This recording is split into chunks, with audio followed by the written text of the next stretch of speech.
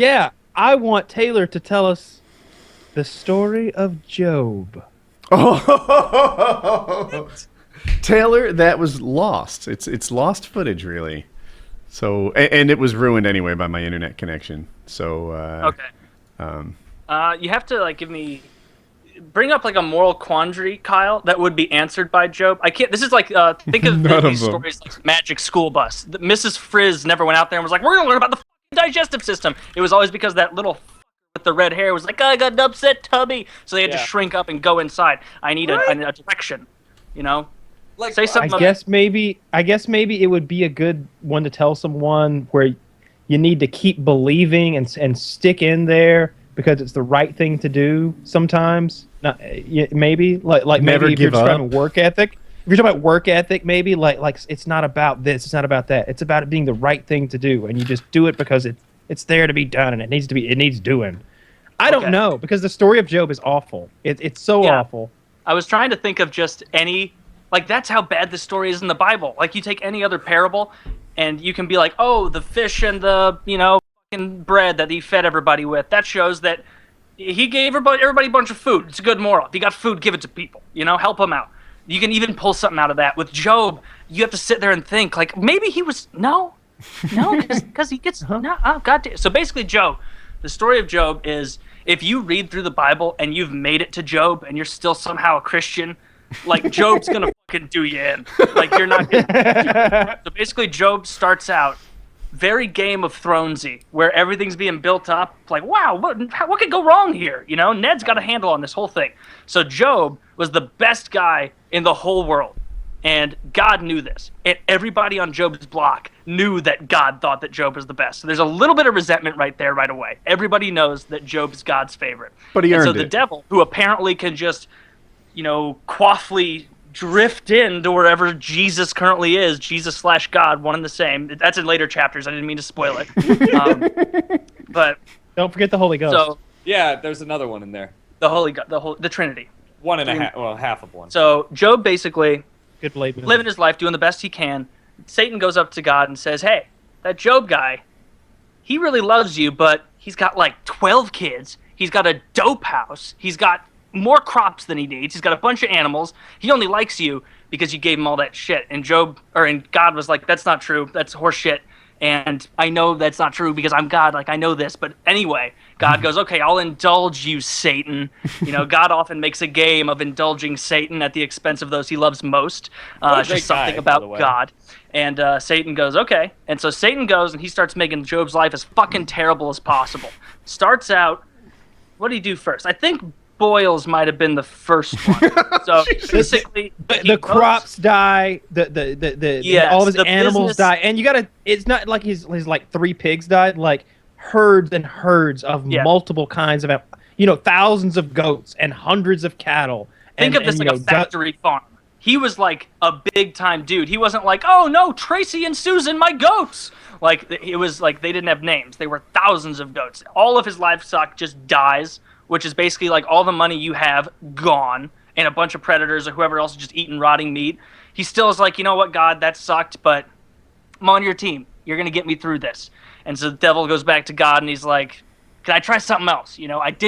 I didn't go the angle I should have." And God's like, "Fine, you fuck. Like, just get this done. We don't have that many pages in this book to spend on this one dude."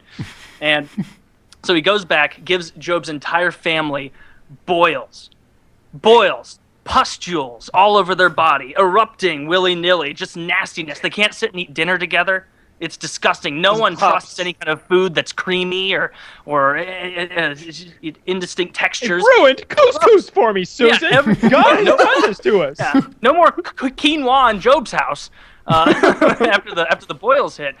They all sit there, and Job's family isn't quite as hot on this as him. They're like, "God, this fucking sucks." And Job is still like, "Guys, we're sitting in a dope house. All the animals are dead, but we got food right now. God's on our side. So what if we're itchy for a few days? Satan goes back to God again, says, "This fucker, actually, he's pretty tough. I got to hand it to you." And God's like, "I know. I literally saw this coming." And Satan's like, "All right, one more shot.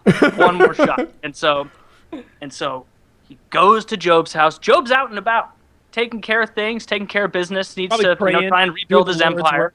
I'm sorry? He's probably doing the Lord's work out there. He's proselytizing or whatever you call it. You know, he's out there finding new followers. Woke up tender to the bone, and he's like, I just have to spread the love of the Lord. And so he's out there doing his thing. The rest of Joe's family is sleeping in. Like, this is fucking bullshit. God comes down, watches as Satan collapses the whole house on all of Job's children and his wives. I don't know. At least one. At least one wife, half a dozen to a dozen kids in there. Every one of them crushed to death. Crushed to death in Job's home amidst ashes and their boils. Just, you can still see, they can't even have an open casket funeral. And there's no land to bury them in because it's covered in shit and dead animals. And it's just horrific. And Job comes back, and it's almost like he sees it on the horizon. And he's like, oh, no. And he sprints over there, and he's, oh, no, Jesus, oh, God. And he tears his clothes, probably tearing a few of those, like, pustules off as well because he's so overtaken by grief. And he's just sitting in the burnt-out remains of his home, and he's just, rubbing soil and ash onto himself. And as this is happening, it pans up to heaven, and it shows God and Satan sitting there. And God goes, see... I told you he wouldn't betray me. And the devil goes, and the devil looks to God and says, well, you won again. Here you are. $1. Brewster's millions. That's it. There's no redemption. There's no redemption at the end. That's like it. At the end of the day, God doesn't even step in and tell Job what happened. He didn't even step in and be like, hey, Job, it's been a lot of nonsense. Just to let you know, you were a pawn in my game, and we won, hooray. But... really sorry about that. He doesn't even step in. He doesn't even call back and let him know what happened. He just lets him live the rest of his shitty life in squalor. So he did win the bet. And if you can find some kind of moral in there, other than like don't trust deities, then I don't know. Don't trust God, because he'll sell you out for a little street cred to the Lord of Darkness himself. His whole family went to a better place. I am a better friend to you than that. That's horrible. If I were to tell the people at fucking a Tex-Mex restaurant that it was your birthday so we could get free dessert, I would feel bad about that. Much less sabotaging your whole life to win a bet where nothing was wagered. Like, if you own everything in existence and you can summon things just by will, what could you possibly bet? Like, how could it be fun to bet if you already know the end game? I don't know, but it's an interesting story, and I probably got some of it right. And I probably got some of it right. That sounds all like factually exactly like the way I remember it from Sunday school. Like that's absolutely right. I remember the preacher talking about him. He specifically talked about being in the soot and the ashes and how he's rubbing that all over his body and the wailing, praying the whole time. Just, forgive me for whatever I've done to deserve this, Lord. That's his whole thing. The whole time that he's suffering. Terrible, terrible story. I can't find the moral there. I don't get it. It makes me feel real bad. Perhaps my parents will call me and tell me why it's good. Oh, yeah. Like, I'd love to hear from them exactly what the story of Job has taught them in life. It's probably like, don't fuck with God. Yeah, your dad's like, don't gamble. Clearly, don't gamble ever. Not once. I don't know what. I don't know. I'm not getting the moral in this one. There's something in there. There's something. There's something.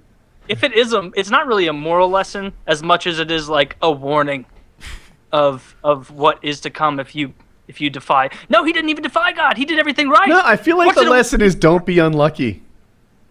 Yeah. Don't be some overachiever who don't stand out.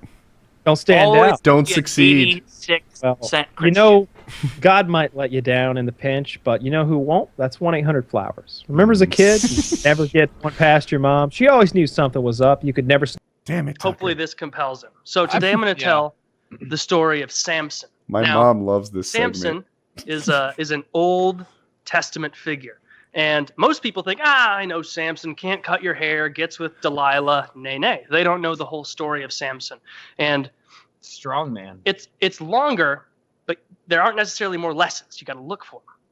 So it begins in the prequel stage of Samson, going to his parents. So as with many things for the Jews, they did something that pissed God off, and God said, fuck you, you're going out of my presence again, go be slaves to some other people. And so they're some time into that, all the Israelites and Jews are really upset and just waiting for that next judge or prophet to come down and pull them out of this muck.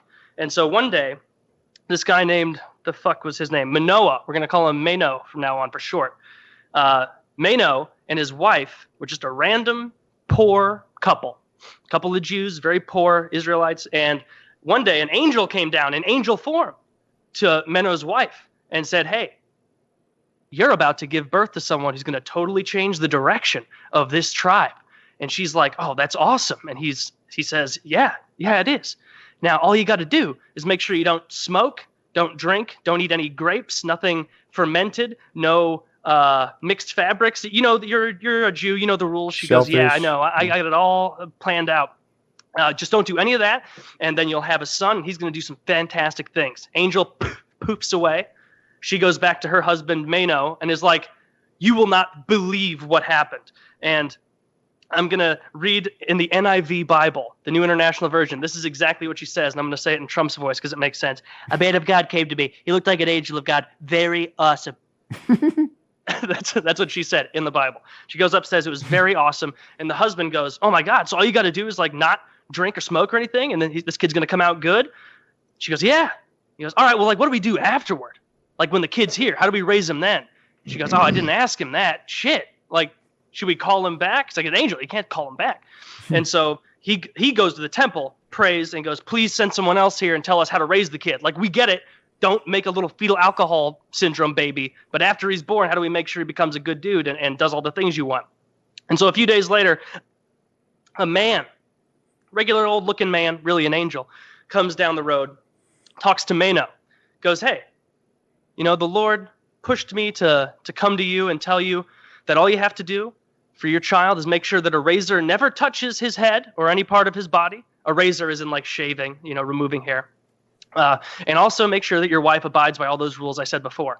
And he was like, okay, yeah, it's not that helpful, but you are just a guy. You're not an angel, so I guess this is how God wants me to figure it out. Okay, whatever. He doesn't know this guy's an angel. He goes, well, at the very least, let me be hospitable. Stay with me for dinner. And the angel, who's not letting on, goes, no, I don't want to stay for dinner. He goes, I insist. You must stay for dinner. And the angel goes, if you're going to, or I have a goat. We'll kill the goat and we'll eat it together. He goes, I'm not going to stay for dinner, but if I do stay, as you're asking me, take that goat and sacrifice it to the Lord. And Mano is like, oh yeah, like this goat, like my only goat. You want me to burn my own? Do you look around? We don't have a lot of goats. We've got one goat. This is our food for the next month. Can't be fiddle fucking our goats to death. Yeah, no, we have one goat. Like I was planning on eating this for a while, but yeah, I guess I'll just burn it. I'll just burn it for God because you're telling me to. Have you looked around my house? Have you looked around my 1-bedroom dirt floor thatched roof house? Do you smell salmon in here? We don't have any fish. That's my wife's Bronze Age pussy you're smelling. It's horrible in here. We have nothing to eat, and you're asking me to sacrifice this goat and burn it to you. And so he goes, he burns the goat begrudgingly, and he also burns some grain with it because the Lord is notorious for needing a side.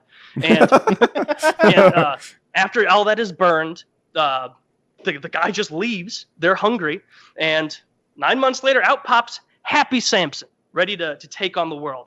And as with most Bible stories, it doesn't talk about the childhood. It goes straight to the adulthood of the character. So now we're like early 20s, like pussy slaying Samson. Like he's got long hair like a rock star. And so he's Fabio.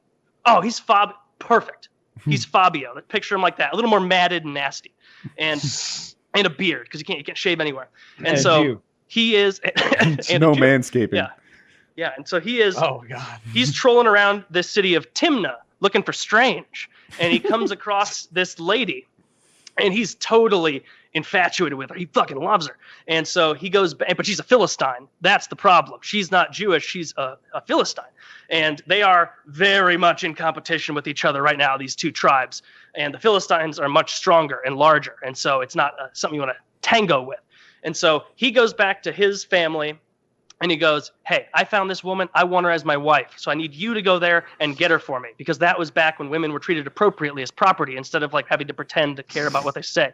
And so now they go, the dad goes, Oy vey, son, you're going to go and find someone who's not Jewish? My goodness. No, there's plenty of good women right around here. Look at Rachel. And he goes, Rachel, she looks like a fucking sundial with that schnoz. No, I'm not going for Rachel. I'm going for that Philistine woman, that sexy bitch right over there. And so the dad goes, okay, yeah, I'll back that. He goes back to the family on the way. Goes back to the woman's family he's interested in order to relay to her that, all right, wedding's on. And on the way, he's by himself. A lion leaps out of the brush, comes to attack him. The Lord imbues him with, that strength that he has from his hair, and he tears the lion apart, like the way you would a goat was the example in the Bible, which apparently is like, you ready for goat? Like, no.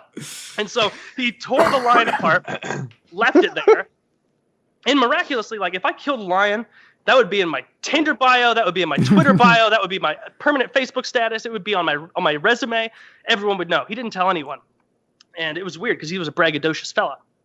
And he continues on, tells his woman, hey, wedding's on. I got to go back to my people, grab my posse, my friend's family, and then we'll meet you back here, have the whole shindig. So he heads back, grabs his family, and as they're moving back towards the wedding party, which is they're going to the woman's place in the Philistinian territory. I don't know what it would be called. And on the way back, they see that same lion carcass. And the lion carcass is decomposed a bit. And there are bees swarming all around it. And so Samson, in what it can only be described as an insane person's maneuver, goes over to the hollowed out carcass of this lion where the bees are, dips his hands into the carcass, and retrieves 2 big old handfuls of honey. And so the rest of the walk there, he's eating honey out of his hands on the way to his own wedding. And to set the stage, this is a man who lives in the year 1, who has never showered. He has never been allowed to cut a hair from his head, and he's eating honey out of his hands on the way to his wedding. There's never been a stickier human being in history than Samson on this walk. It's like, it's not bad enough that you have, I live 500 years before Christ shits every day. You're going to eat 2 handfuls of honey on the way to your wedding? You goddamn maniac. And so he eats his honey. It's disgusting and sticky by the time he gets there. They get there, though, and it goes off without a hitch for the most part. Like, Samson's dad was, like, pissed because he was like, you're going to associate with these uncircumcised folks? But Samson, like, convinced him. He's like, Dad, believe it or not, it never crossed the minds of these savages to bring a sharp stone to the genitals of young boys. It's like, that's horrific. It's terrible. It's like, I'll get over it, And so they get over it, and they have the wedding. It's a nice little occasion. And after the wedding, they're all sitting around in a powwow. And Samson goes to the relatives of his wife, the Philistines, and goes, hey, I'll tell you a riddle. And if you can riddle me that, I'll give you 30 outfits of linen. If you can't figure it out, though, you got to give me 30 outfits of linen. And they're like, seems like a pretty reasonable thing. All right, let's do it. And so he tells the riddle of, and I read it, out of the eater, something to eat. Out of the strong, something sweet. Now, obviously, this was him talking about out of the eater, the lion, honey comes, that's sweet, and out of the lion, something strong, something sweet, like that kind of shit. But it's cheating. You can't make a riddle based on an experience that only you know about and then expect people to understand. Like, that's like the self-actualization of a 2-year-old, where you think if you saw something, everybody's seen it. And everybody will get it. Like, that's retardation. So my contention is that he was cheating. Okay. He was cheating from the start, is my contention. Samson was. He was giving a riddle in bad faith. It's like playing peekaboo and covering your own eyes. Yeah, it's like, hey, Woody, I've got an interesting riddle about my 7th grade birthday party.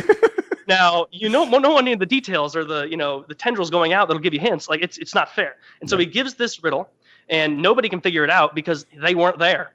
And so, like, 2 days later, the family of the woman go, hey, you got to get this fucking riddle, because I don't know if you've looked around, but we're not exactly running a fucking courtyard Marriott. We don't have linen to hand out.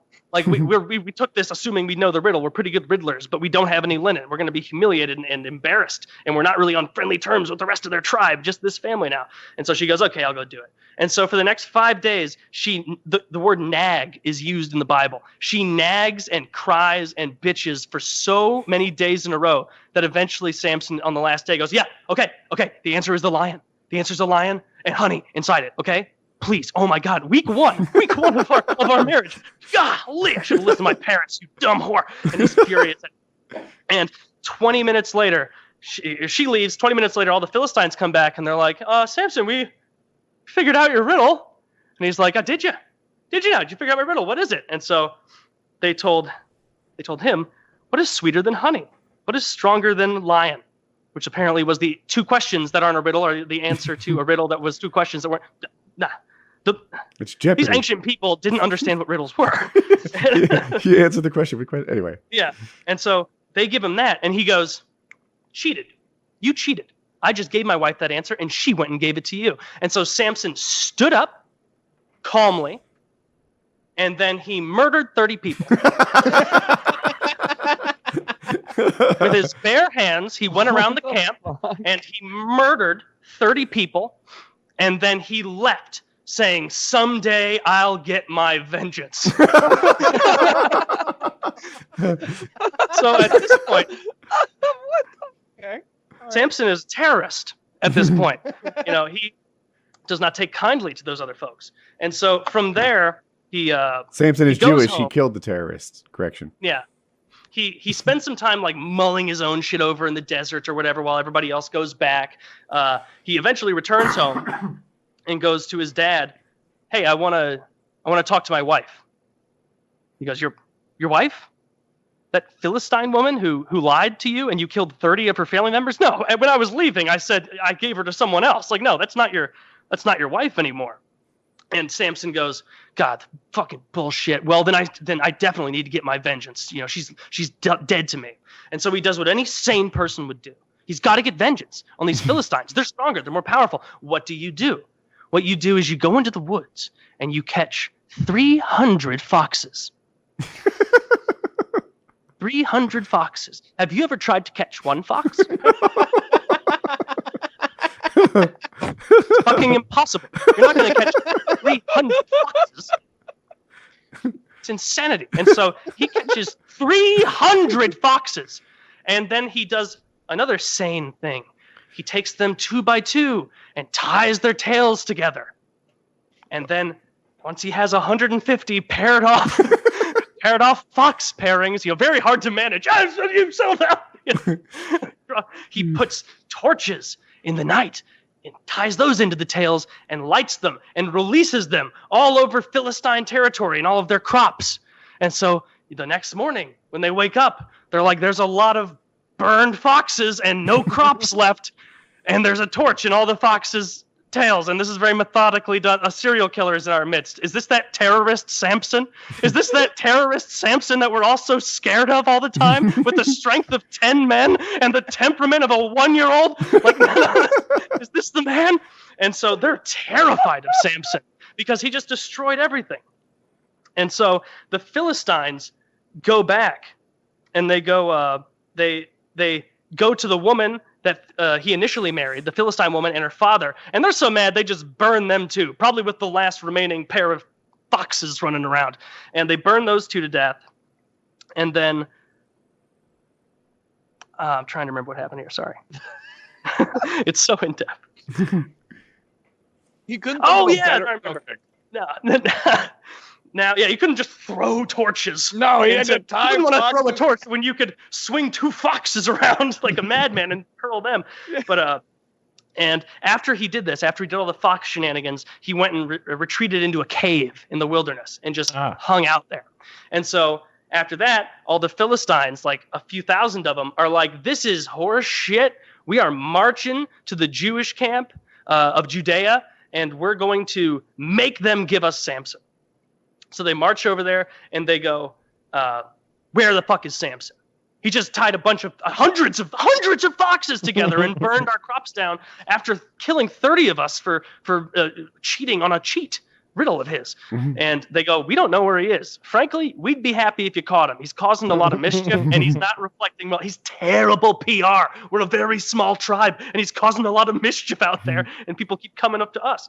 And they go, okay, well, we believe you. We're going to search anyway. They search. They go, all right, we totally believe you, but we're way stronger than you. So while we're here, we're just going to conquer you. And they're like, fuck, we should have seen that coming. And so they got conquered right there too.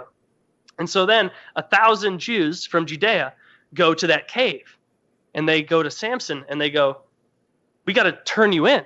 And Samson's like, you couldn't turn me in if you wanted to, but here, how about this? You tie me up, and you bring me back there to those thousands of guys, and you say, we got him. We got the guy for you. He's right here. And then I'll burst out of there. And then they go, yo, dude, that's an incredible idea. And then Noah, you can throw him a sword. And Ezekiel, you can throw him a shield. And Samson goes, no, I'll use the jaw of an ass. And then they all go, yeah, whatever you want to do, man. Just remember, like, we're on your team. And he goes, yeah, jaw of an ass. This is a good idea. And so they take him over there, bound up, and they get him close enough to the Philistines, and they go, here he is. And he gets close, and he bursts out with his ass bone jaw and smashes 1,000 of them to death. 1,000 people he murders with the jawbone of an ass. Well, he was right. 1,000. Yeah. Yeah. And as they're watching it, Ezekiel's like, well, we appear quite the fools. he really didn't need the sword and shield. And so after he's finished massacring 1,000 people dripping with blood, not like in movies like Braveheart or Predator where there's like drips of their own blood a little bit. I mean like half a second after you get out of the pool, that level of drippage in blood, there's a snail trail of all blood types smeared around this land. And he comes back up to them, and all the Jews are like, frankly, Samson, half an hour ago, we were ready to turn you in. Never before has there been such a political turn in an environment. Raise your hand if you don't want Samson to be in charge. Everyone wants you to be in charge, Samson. And so Samson, dripping with blood, decides he's going to be in charge. And so after that, though, he decides he needs a little more, just a touch more vengeance. Jesus Christ. All they did was cheat on a riddle, for fuck's sake. Dude, that's all throughout the Old Testament. They'll be like, and someone of the Ammonites stole a goat. And the Jewish Old Testament God is like, and he smote 50,000 of them for it. And it's insane. But it now gets to the point that people are more familiar with. Samson and Delilah. So a little more time passes, and he falls head over heels for this lady Delilah.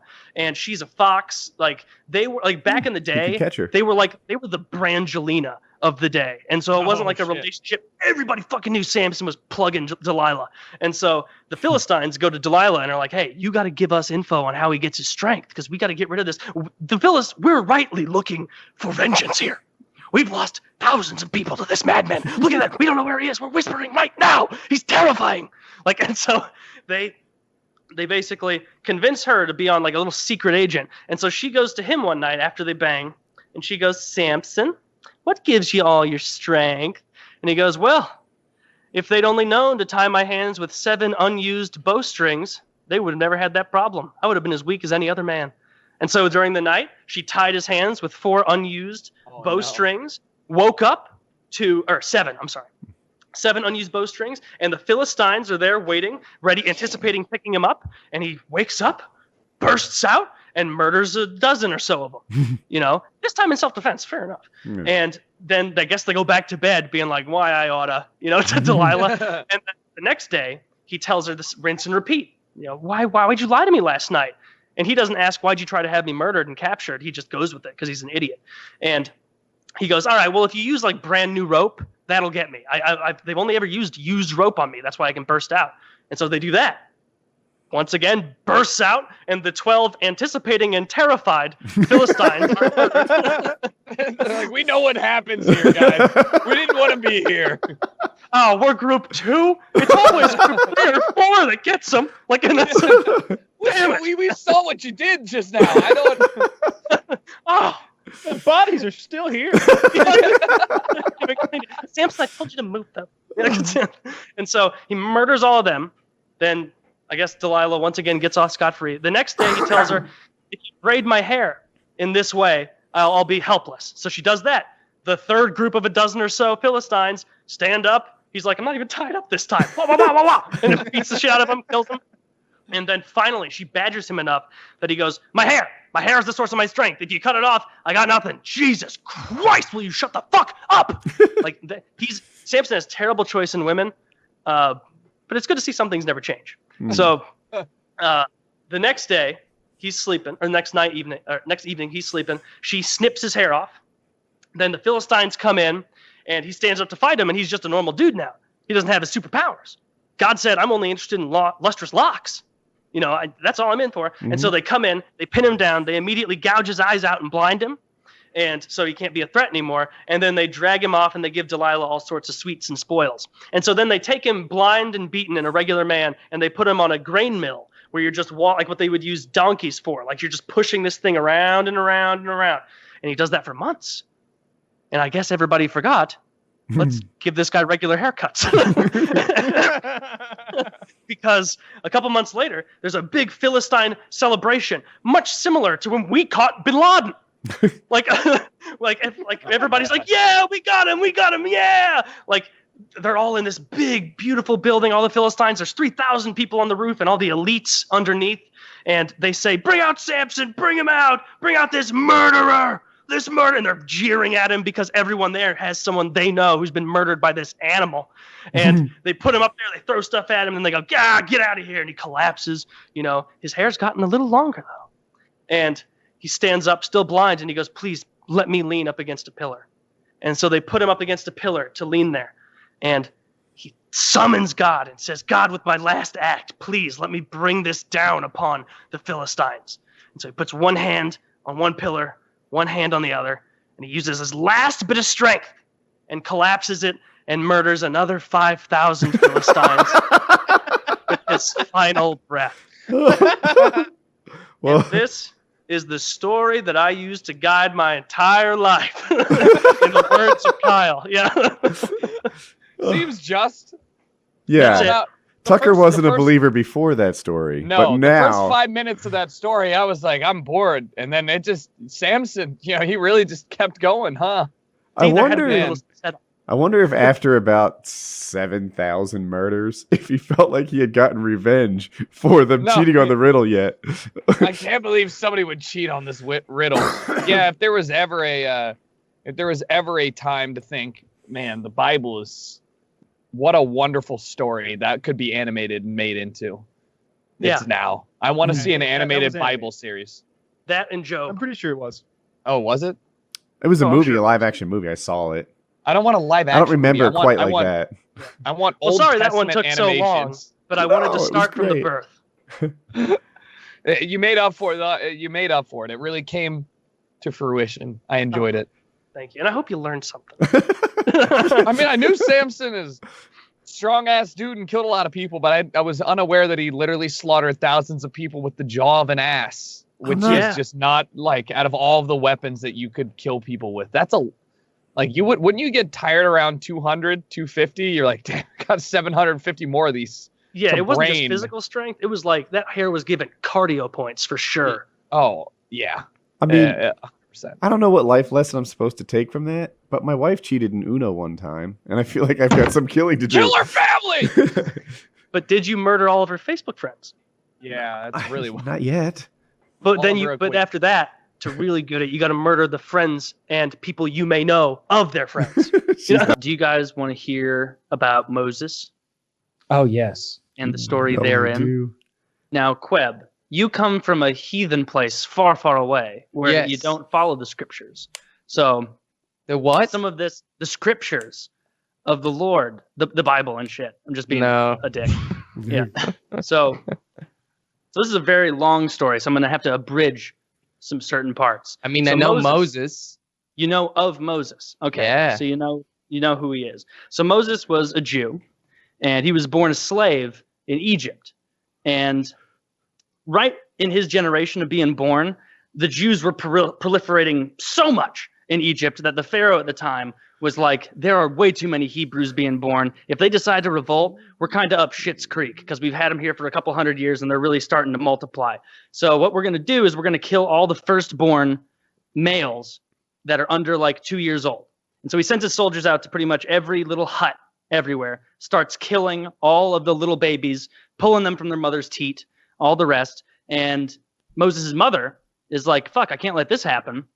So she takes some tar, puts it around a wicker basket, and then puts Moses in there, hands the basket to her daughter, Moses' older sister, and goes, go and put this in the Nile River quick before the guards get here. We can't let them know. So she runs over to the Nile, puts Moses in, and then kind of hides in the reeds and watches. And before too long, dodging crocodiles and hippos and whatever else was there in olden days, makes it to a bank, kind of gets stuck in some reeds near the palace of the Pharaoh. And the Pharaoh's daughter comes down, sees the basket, curious, picks it up, opens it up, sees a little Hebrew boy in there. And she's like, oh my God, so cute, so cute. And so she picks up the baby, goes back to the palace, and she's like, Dad, can I keep it? I know literally last night at dinner, you were like, we got to kill all the little Hebrew boys. But what is one little baby Jew going to do? Please, can I keep it? Please, Dad, please. He's like, all right, you can keep the one baby Jew, but that's it. No more. She goes, thank you so much. It's all I ever wanted. And so they raise Moses as an Egyptian prince. But of course, Moses knows the whole time as he's being raised, you are a Hebrew. That's who you are.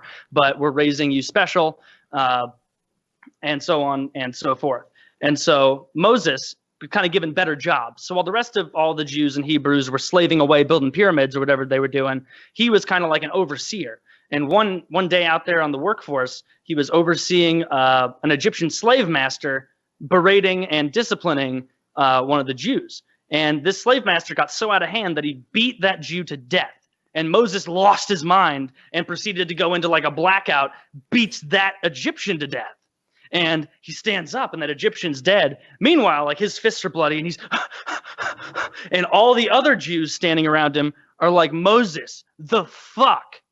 We're the ones who are going to pay for this, dude. Like, you're in a good enough place. Like, we're in trouble. Moses is like, I get it. Totally my bad. But I got a piece because I'm out of here. Like, they're going to kill me. And so he starts going into the desert, trying to get away. That's where the burning bush story happens. I'll tell that very quickly. He comes across the bush. The bush goes, Moses, hey, it's me. And he goes, oh. He goes, oh, no, it's just God. And he goes, oh, all right. And the bush goes, Moses, I put you in that position for a reason. You got to go back and release them from slavery. And Moses is like, they're going to kill me. And God's like, kind of implying like, I'll fucking kill you. And so he's like, all right, well, those are two sure things. At least the Egyptians, I might be able to sweet talk. So he heads back. He goes back and meets up with Aaron, his brother. And Aaron's kind of his like right-hand man, prophet kind of dude. And so before any of the plagues and all that start happening, he goes up, up front to the Pharaoh. And they get into the chamber and everything.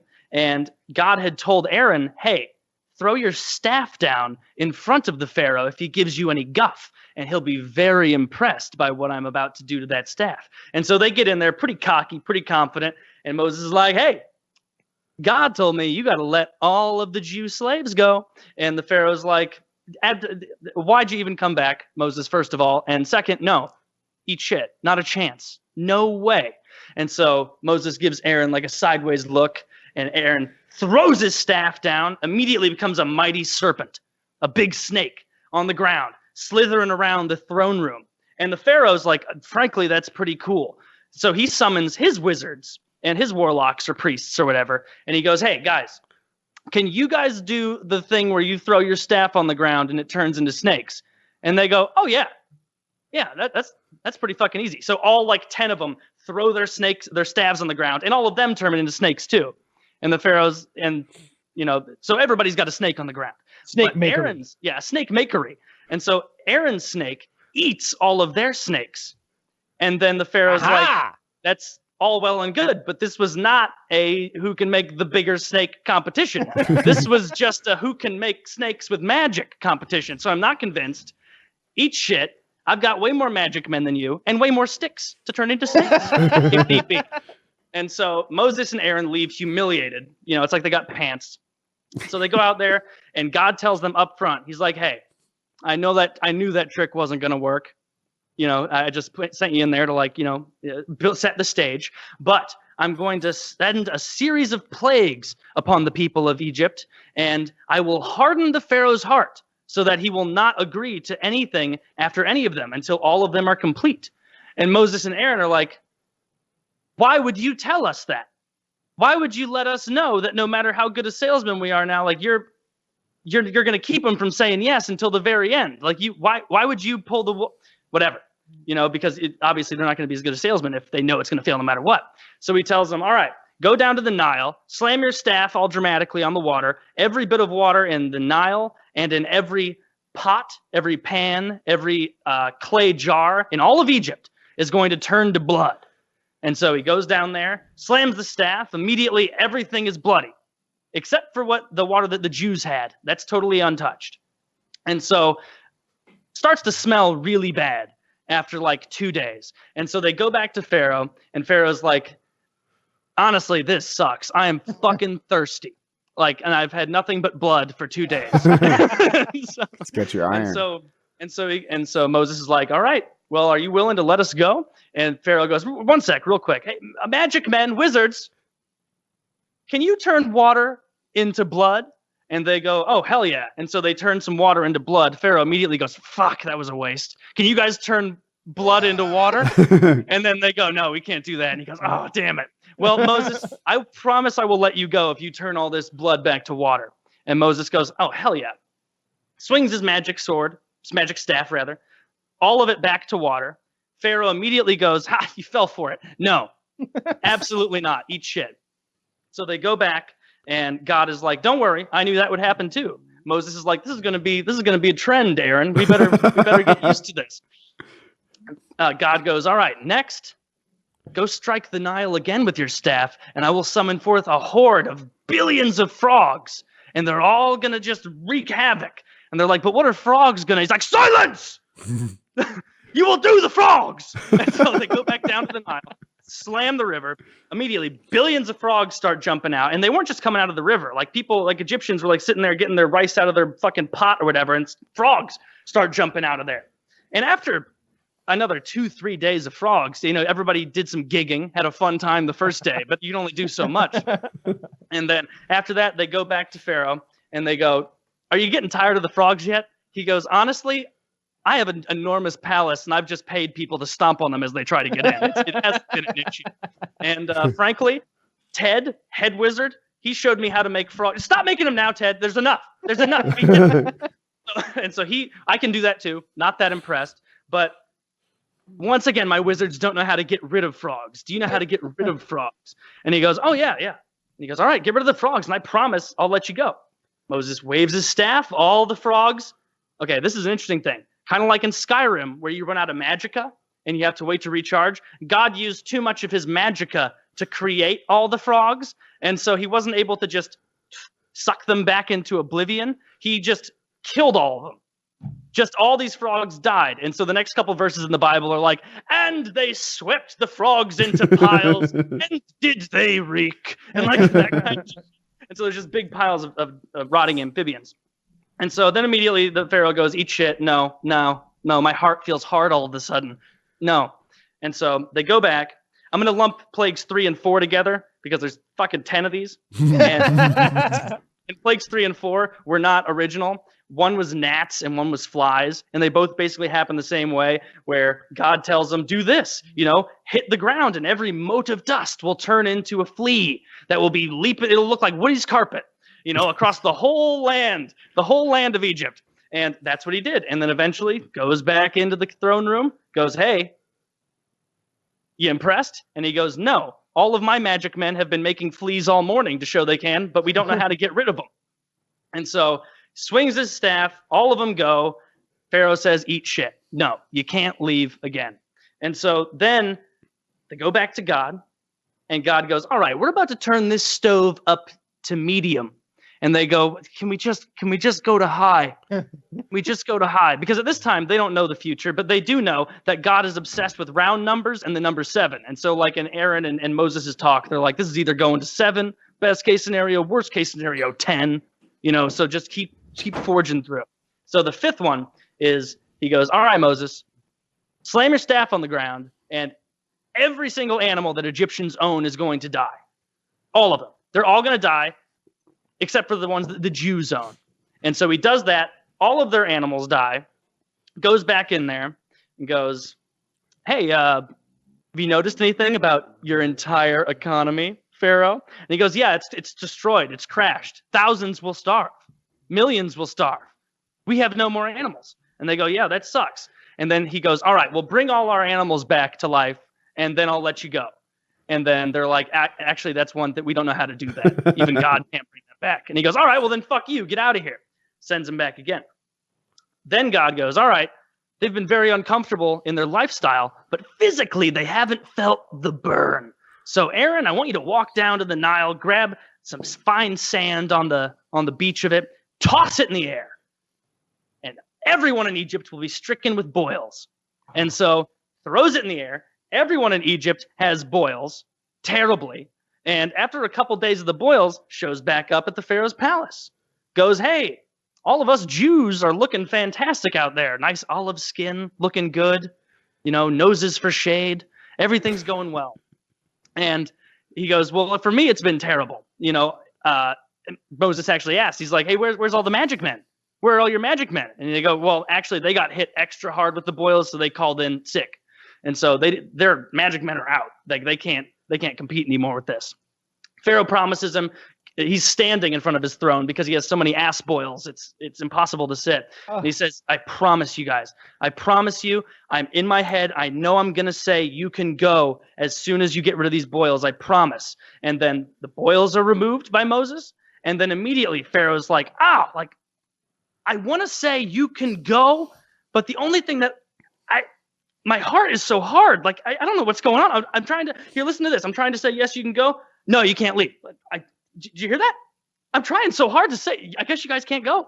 I literally can't. And of course, Moses and Aaron are like, yeah, because you're getting fucked with by our God, who's kind of a cunt. And God already told them at this point, hey, the only reason I'm keeping this charade going is because I need people in the future to be able to look back and go, man, the Jewish God does not fuck around.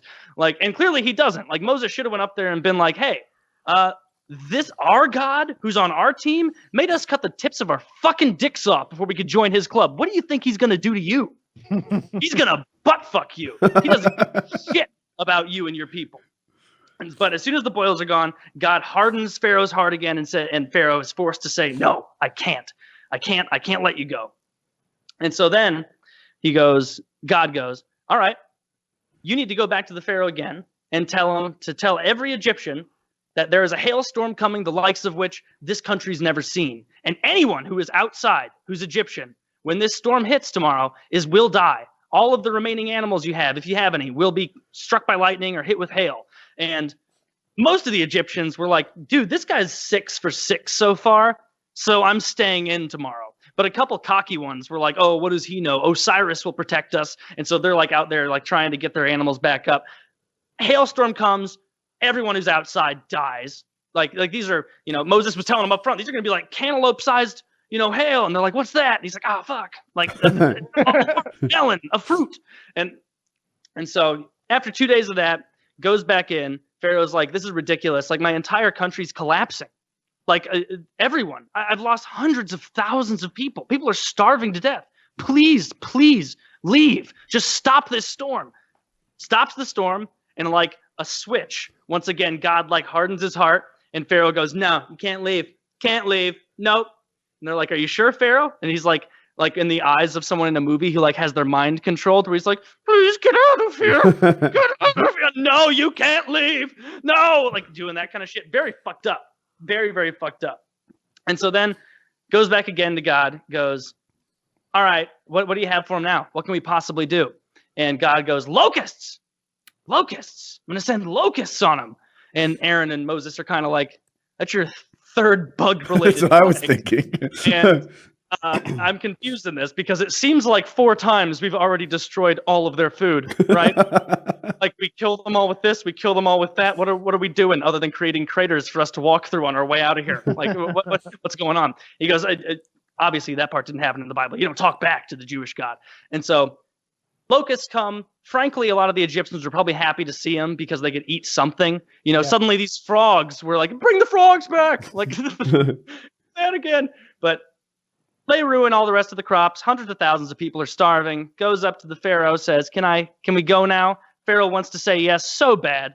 Gets rid of it. Pharaoh can't say yes. God forbids him from saying yes. He hardens his heart. So then he goes back again.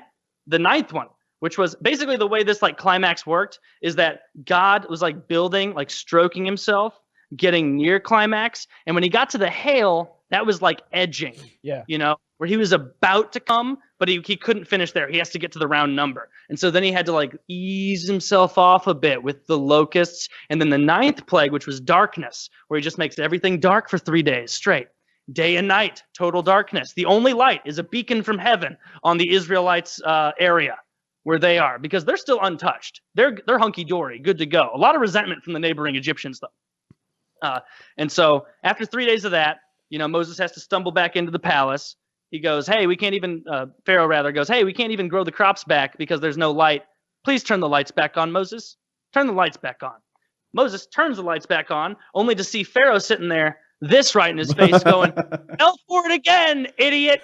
And then sends him back out there. And he says, or no, that's a bit later. So he goes back out there, and then God's ready to climax by now. He's ready to come his wrath all over the people of Egypt. And so he goes back, and God says, hey, we're about to amp this up. It's number 10. All the firstborn children of every Egyptian will die. All the firstborn animals of every Egyptian animal will die. Aaron and Moses, like, there haven't been any fucking animals in 5 plagues. Like, they're gone. And so comes back. There's like way too many verses of God going to Moses and saying, all right, need to make sure the Israelites get this kind of goat, get this kind of sheep, do this, don't eat the bones, make sure you put the right amount of blood on the threshold of your door. And so the point of that is that God was going to send the angel of death to come into Egypt. And any house that didn't have blood of a 1-year-old male pure lamb or goat on the top and sides of the doorframe, anyone who had that would be passed over. That's why it's called Passover for the Jews. They're celebrating not being murdered by their vengeful God. And so angel of death goes through, murders every single firstborn child in all of Egypt. The way they describe it in the Bible is that there was not a home in Egypt where someone had not died. Every house in Egypt, because it didn't matter, like if you're 50 years old, but you were the oldest of your kids, you're dead. Yeah. You're dead too. Like if both your parents were firstborn, sorry, little Egyptian boy, you're dead. Like your parents are dead and your older sibling's dead. And so it describes the wailing for a while in the Bible. And it says it was a wailing unlike anything that had been heard on this earth before. A wailing, a gnashing of teeth, and for the sadness that these people felt. And it wasn't the elite of Egypt. Every Egyptian, from pharaoh to slave, because they had more than just the Jewish slaves. And so some poor fucker from Babylon, who was also a slave, it's like, oh no, not my kids. Or like wherever the fuck he's from, up to Norway, grabbed someone, brought him down. Doesn't matter. Go back, and they're like about to enter the palace again, and Pharaoh like comes out on his stoop or whatever, and is like, "Get the fuck out! Get out of here now!" And they're like, "Are you serious? Are you for real this time?" Nope takes his back seats, and he's like, "Yeah, for real. Get the fuck out of here." But what Pharaoh had forgotten is that he was not only dealing with God, but also with Jews. And so the Jews said, well, before we get out of here, we're going to need some gold and some silver. Some spices to, make sure we're comfortable. And he's like, whatever, dude, whatever. Everyone, give them whatever you have. Give them all the silver and gold you have. Get these fucking cursed people out of here. Out of here. So they all load up in all their shit, and they head off into the desert. And that's where this chapter of the story ends. Prior to the whole Red Sea thing. Yeah. So that is a very abridged version of the Bible. And it's mostly true. It's absolutely not Amazing. true at all, because there were no Amazing. Jewish slaves in Egypt. No, I'm saying according to the book, it's pretty Oh. true. I mean, the story I told was pretty I accurate. see. I- Accurate to the Bible. I see. One what of you're my saying. favorite things about Taylor Bible Time is that later on, a couple weeks from now, maybe even a couple months, I will get a call from my parents who fact check it and tell me like, yeah, you know what? It wasn't that God was edging and about to come during the sixth plague. Like I remember you described like I don't know why they mixed up his goat hair with it. My mom was like, he was a very hairy guy. I think Taylor didn't exaggerate that quite enough or whatever. But yes, I can't wait to hear my mom try to take that apart and tell me where you went wrong. I've seen the movie. Have you seen the movie? Yes, I have. The Disney movie. Exodus, Charlton Gods Heston and movie? Kings. Exodus, Gods and Kings. So they attack the situation of Moses in two ways, where it's the religious people, they go, oh, it's God has done this, and then you have the scientists which go, well, technically, if you take all the frogs away, obviously there's gonna be a lot of flies still alive, stuff like that. Yeah, it's pretty interesting. At first, I thought you guys were like pulling a prank on me with this whole Bible talk. This is a tentpole topic around here. I've like never, in my few times that I've been on PKA, I've never experienced Bible talk. Oh, it's highly requested. It's one of the Shut most highly up. requested topics. Not to jack myself up. No, it's not. Where'd that come from? I'm a huge fan of it because like after you hear a ridiculous story like that, you have to stop and remember that there are billions of people who believe this and It's are a willing to factual. kill and die over these facts. Mm-hmm. And The again, most- like if you care about like reality, just know there were no Egyptians in bondage in Egypt ever, and if there were, they certainly didn't build any of the pyramids or the Well, structures. they that we were see never today. slaves, right? That's what the scientists and Yeah, it was geologists and stuff- professional artisans. Were never Yeah, slaves. These in were Egypt. highly paid craftsmen who actually constructed the things you see in Egypt, all of the pyramids and such. I mean, you could tell that by not just the quality of the craftsmanship, that this was a They had well-trained person, housing, but also the housing they lived in, the food that they had available, the implements, everything down to the quality of the pottery that they had in their domiciles. These were well-paid artisans of their time who created those giant. If Woody's mom is going to go through and fact check me, more important than the facts of the plagues and he actually didn't slam his staff down there, blah, blah, blah. The actual thing to talk about in that story to do with the religion of Christianity or Judaism is that the Lord repeatedly and continually forced the Pharaoh to harden his heart. You can't give someone free will and then force the. What it was is like, when you're dominating a game of Civ or Age of Empires and Queen Elizabeth is like, oh, please let me retire with some dignity. And it comes up as yes or no. And you go, no. And you just burn them down. Like, that's the fucked up part about it, really, as far as like Christian canon, is that God directly intervened, changed the ability to make a decision, thereby infringing on his own gift of free will in order for his own macabre story to play out.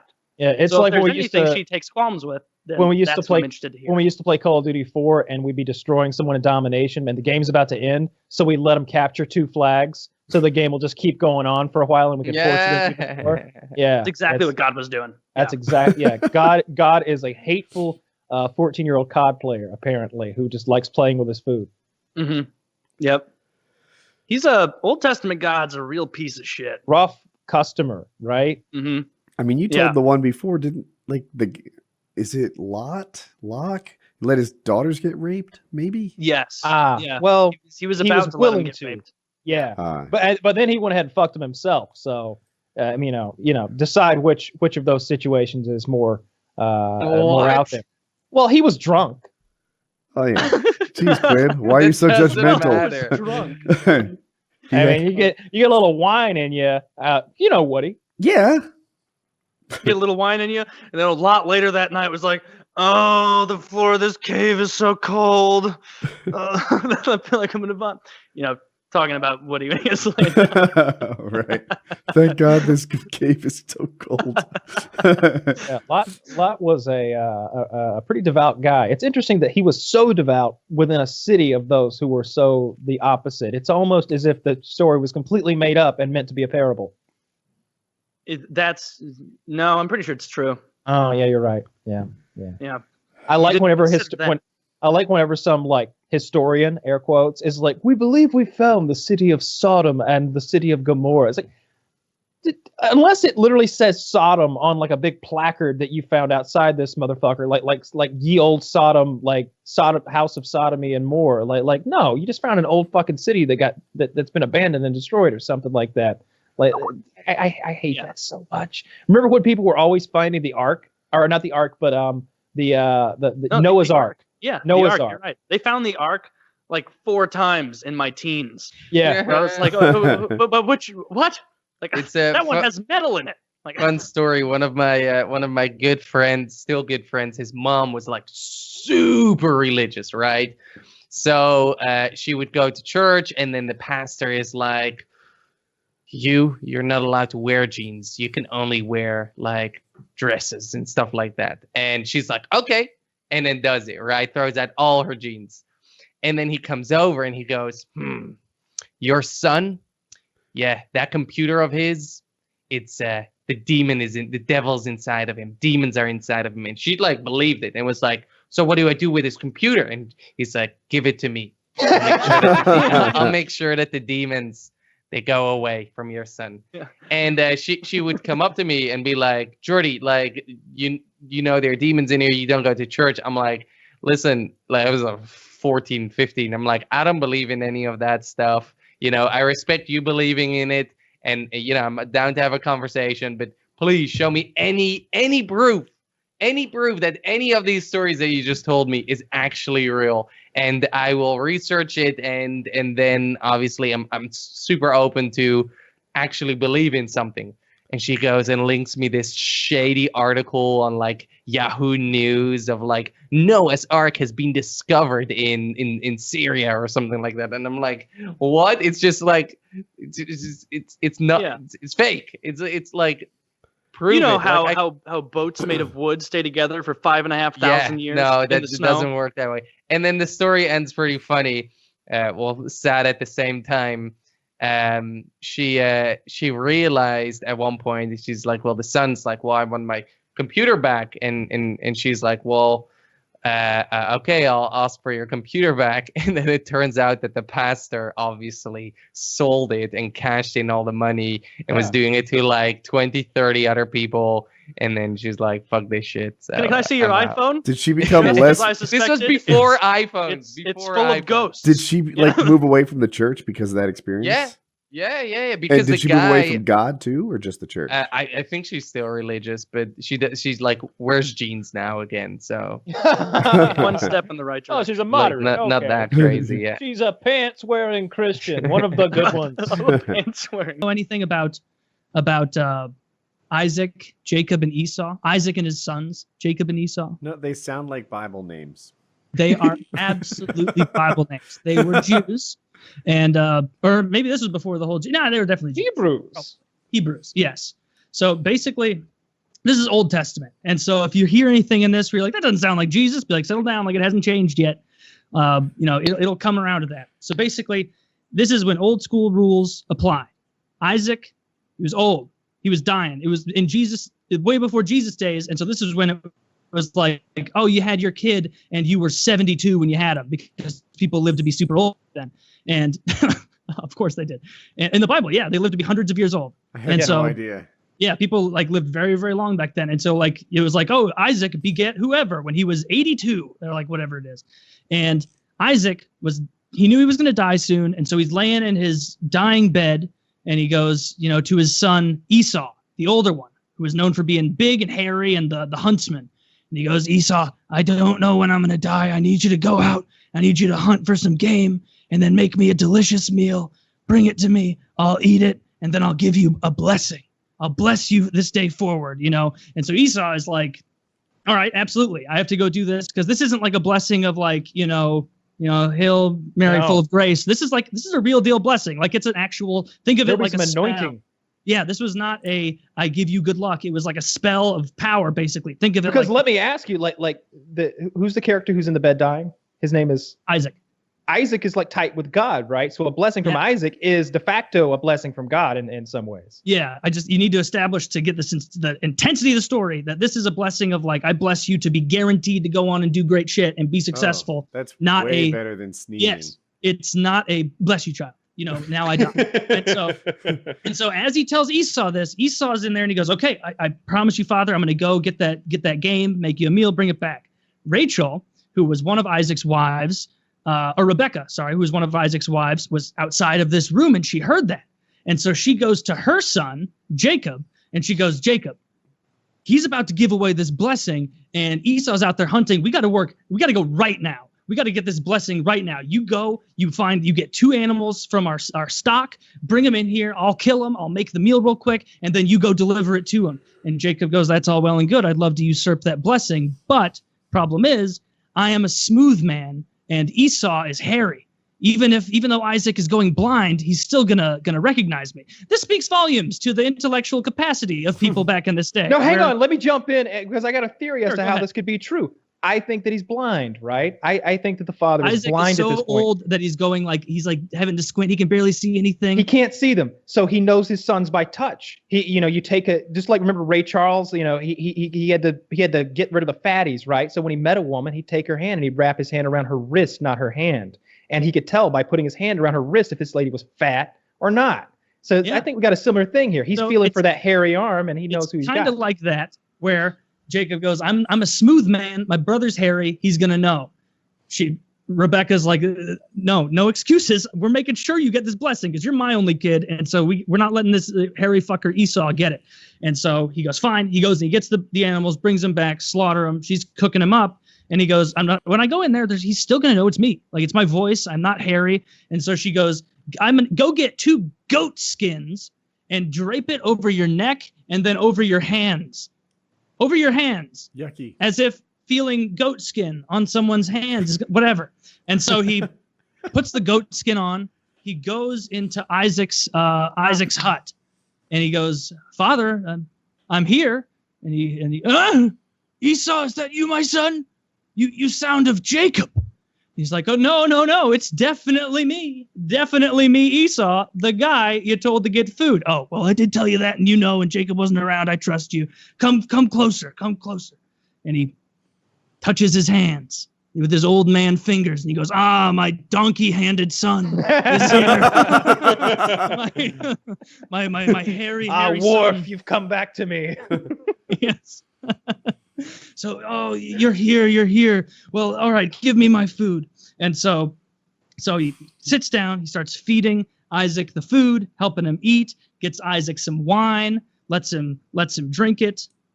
And after he finishes it, Isaac goes, Are you really Esau? Because even this blind man was not convinced by this masterful ruse. And he goes, yeah, I'm definitely Esau. And so he goes, you sound just like Jacob, though. Like, you sound just like him. Like, I'm blind, not deaf. And he goes, okay, give me one more stroke of the hands. He gets one more hand stroke, and he goes, all right, I'm good. I believe it's Esau now.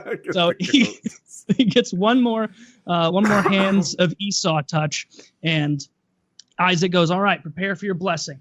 And he says, I want to find the actual blessing here so you can hear what it was. Yeah. So he said, come near me and kiss me, my son. And so he kissed him, his son. He smelled Esau's furs and the huntsman upon him. So he was comfortable giving the blessing. And this is the blessing. He said, see, the smell of my son is as the smell of a field that the Lord has blessed. May God give you the dew of heaven and of the fatness of the earth and plenty of grain and wine. Let people serve you and nations bow down to you. Be Lord over your brothers, and may your mother's sons bow down to you. Cursed be everyone who curses you, and blessed be everyone who blesses you. Wow. That's You Pretty cover- fucking powerful blessing. You cover a lot of bases with that. Wow. Lot Those of who bases. don't like you, they're fucked. Those who are tight with you, they get risen up too. Oh. Everything you want is yours. You even smell good, bro. You smell nice. It facilitates an awesome, dope life for him. And so as Jacob is leaving, You know, like 30 yards away, Esau's coming in with the stuff that he just hunted and cooked and made. Like he fucking slaughtered stuff out there, made a pot, made a fire, made all this shit. And Jacob is like taking those furs off real quick, throwing them behind the hut, and then running back into the house behind his mom. And Esau walks up and he goes into Isaac's tent.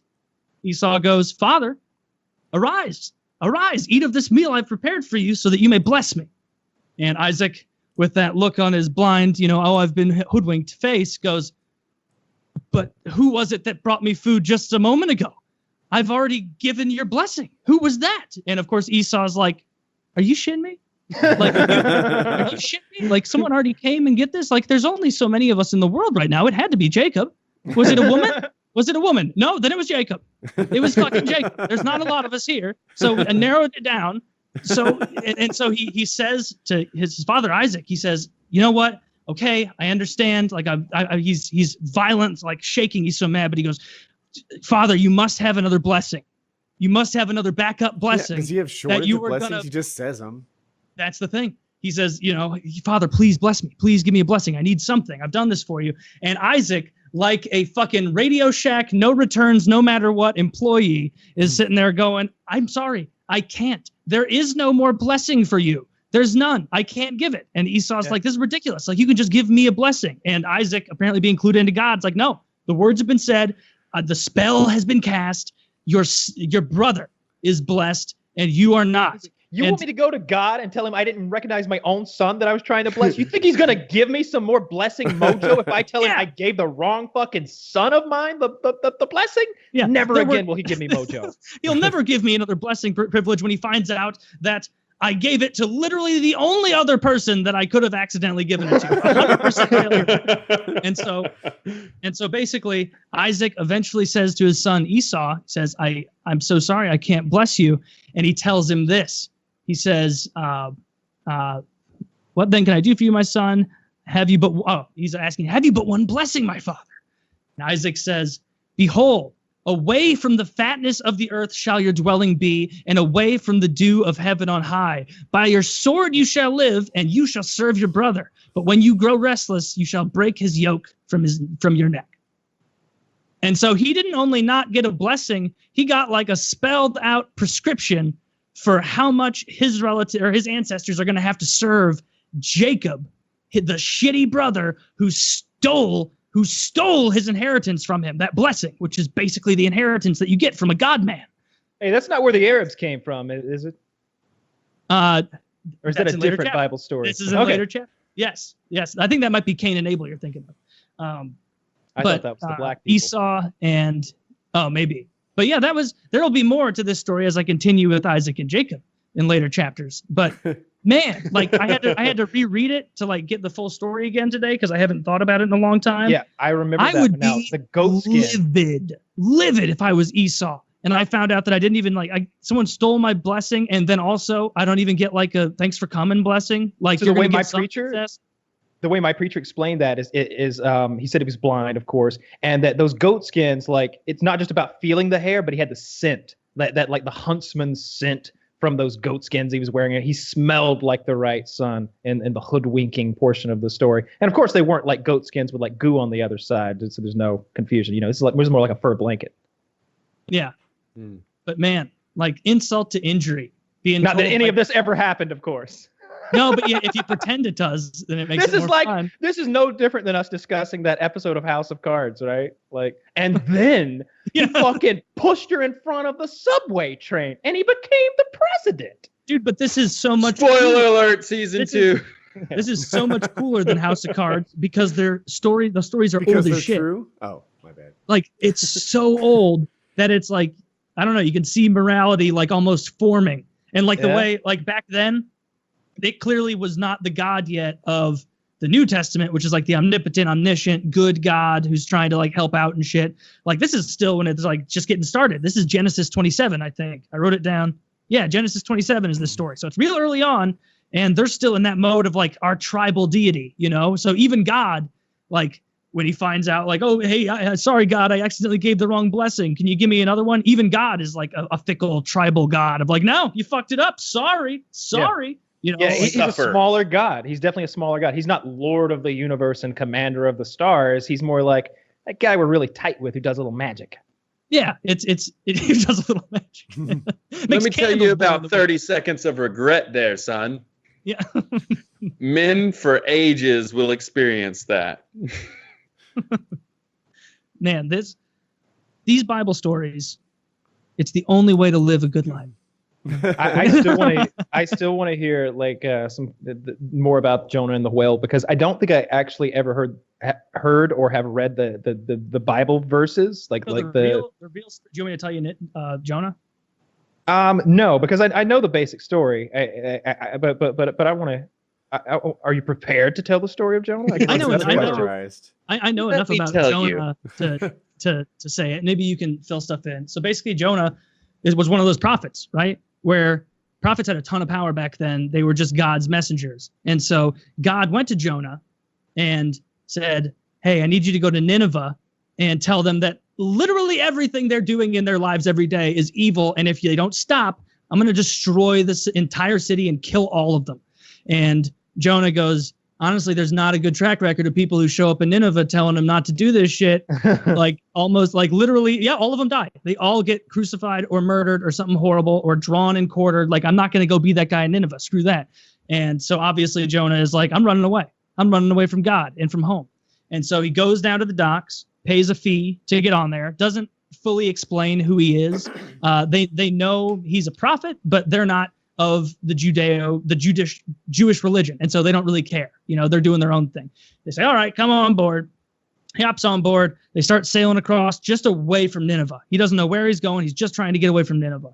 They get out there in the middle of the waters, and the most heinous storm breaks out, that to the point that even though Jonah is down below, everybody up top is throwing a fit. They're freaking out. They're all like weathered sailors trying to survive, and Jonah's down there sleeping. And so someone comes down there and goes, Jonah, you're sleeping. This isn't, a fucking Ramada 2,000 years from now. You got to get up here and help out. This is getting out of control. Come on.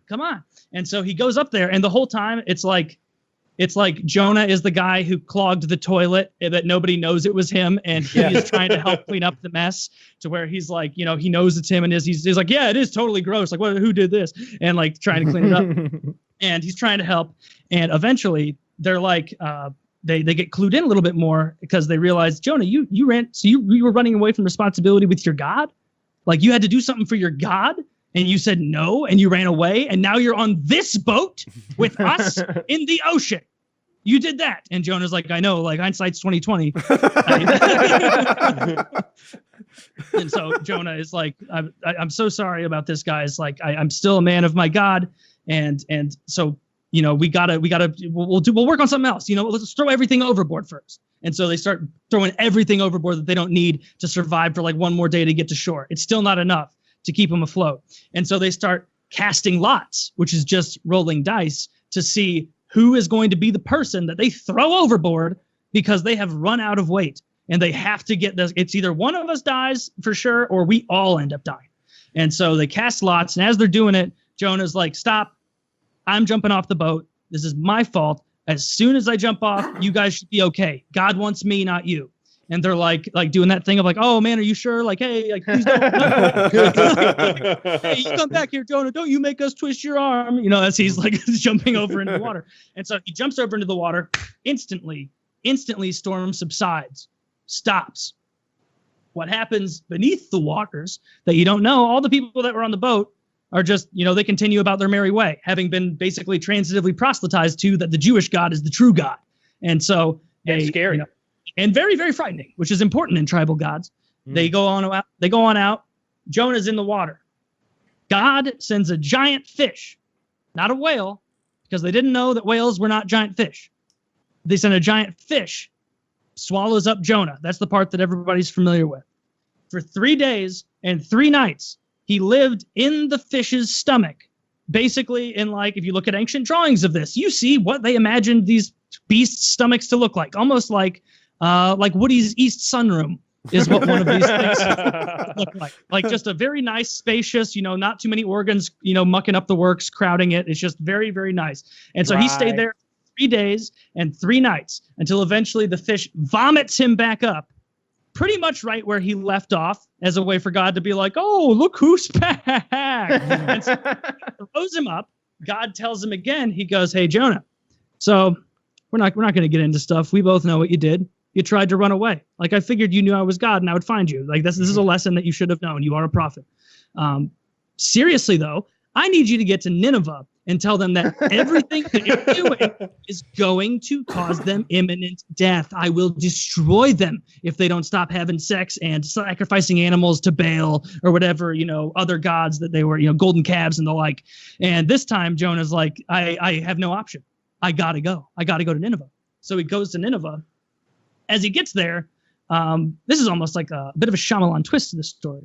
He goes in, gets up on his pedestal, shaking, so nervous because he knows what happened to every other person who goes into Nineveh, and says, it'd be like going on Bourbon Street and trying and like stealing beers out of people's hands. Like, it's not going to happen. Like, someone's going to, bottle you or something. And so he gets up there, started spreading the word, saying, guys, if you don't stop, God's going to kill all of you forever, and your city will be gone. Miraculously, all of them look around and almost have a communal, like, well, we had a good run, didn't we, Nineveh? Like, we really got raucous, quite a bit of debauchery, sex, animals, the whole nine, but let's call it quits. This is the same guy who got swallowed by a whale, according to that other fisherman who, we all trust Jeff, right? So, so then they all actually listen. The whole city of Nineveh takes it to heart and says, we are going to follow God. We're going to get rid of this sin. And so at the end of it, Jonah comes out looking like a real retard because the whole time God knew that Nineveh was going to come around. And it was almost like it was a test for Jonah's faith, But it does seem like they only came around because Jonah defied God and experienced the whole whale thing and let some Geneva or wherever the fuck people see that God was real, right? But you can't look that far into it. God cheated his own system. Like he's up there like, no, I'm not going to fucking make any magic for you to see so you'll worship me. Well, I might this time, though. Just maybe this time. He's ridiculous like that God. He's always pulling. Because if he really wanted us to sign on board, right, all he's got to do is show up. Like, I don't even need like a seminar. Like this doesn't have to be like a Tony Robbins thing where it goes on for hours and I'm in the audience like, yeah, he's really winning me over. Like, I need a paragraph from this guy. Yeah. Just make an appearance, be like, float down. How are you pulling all this out though? Like where, like, did you into Bible study, or did you go to what? How did you just pull that out?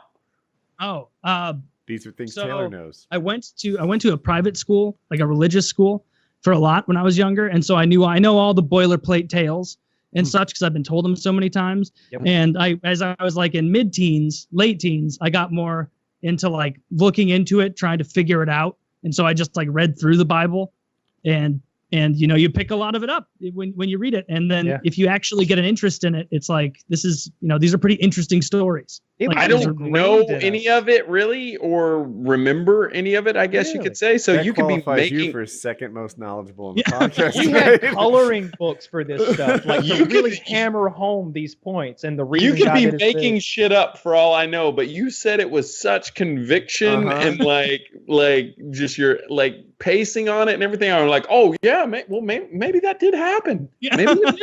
Maybe it did. Man, fuck, man. I was gonna go lobstering in August, but fuck it. Now I ain't going near the ocean. He slipped shit in there, and he's like, hindsight's 20/20, and I'm like, they said that. Well, I guess he said, okay. Yeah, there's a lot of modern phrases in the Bible. You guys, I mean, you don't know about. What do you think? Tell me about Jesus.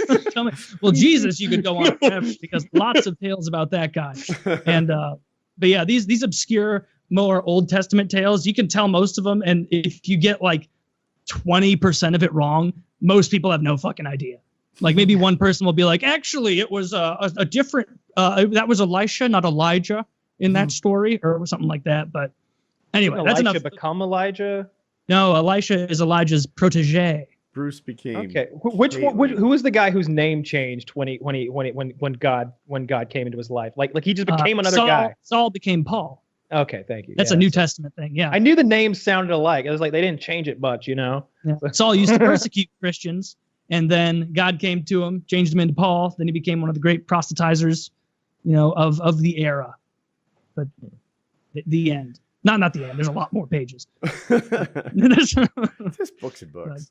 Yeah, God's pretty shitty in that book. Like he's always playing favorites. Like modern Christianity is all about how God loves all of us so much. Like they hammer that home endlessly. God loves you so much, you, and no matter what you do, he'll still love you that much. That's why he gave his only son, just so you wouldn't have to sacrifice a goat to ensure that you get to go to his everlasting kingdom of heaven. That's what it was all about, because you and your evil sin that's part of you. And it's like, yeah, but there's plenty of times in there that he was a real dick, right? Like just like a petulant child, a guy who like played favorites to the point where like if you saw that happen in politics, you'd be like, this is fucking horseshit. Like who was the warrior king who like you told the story before. There's the warrior king, maybe David. Is it David who sends the soldier off to war so he can get with the guy's wife?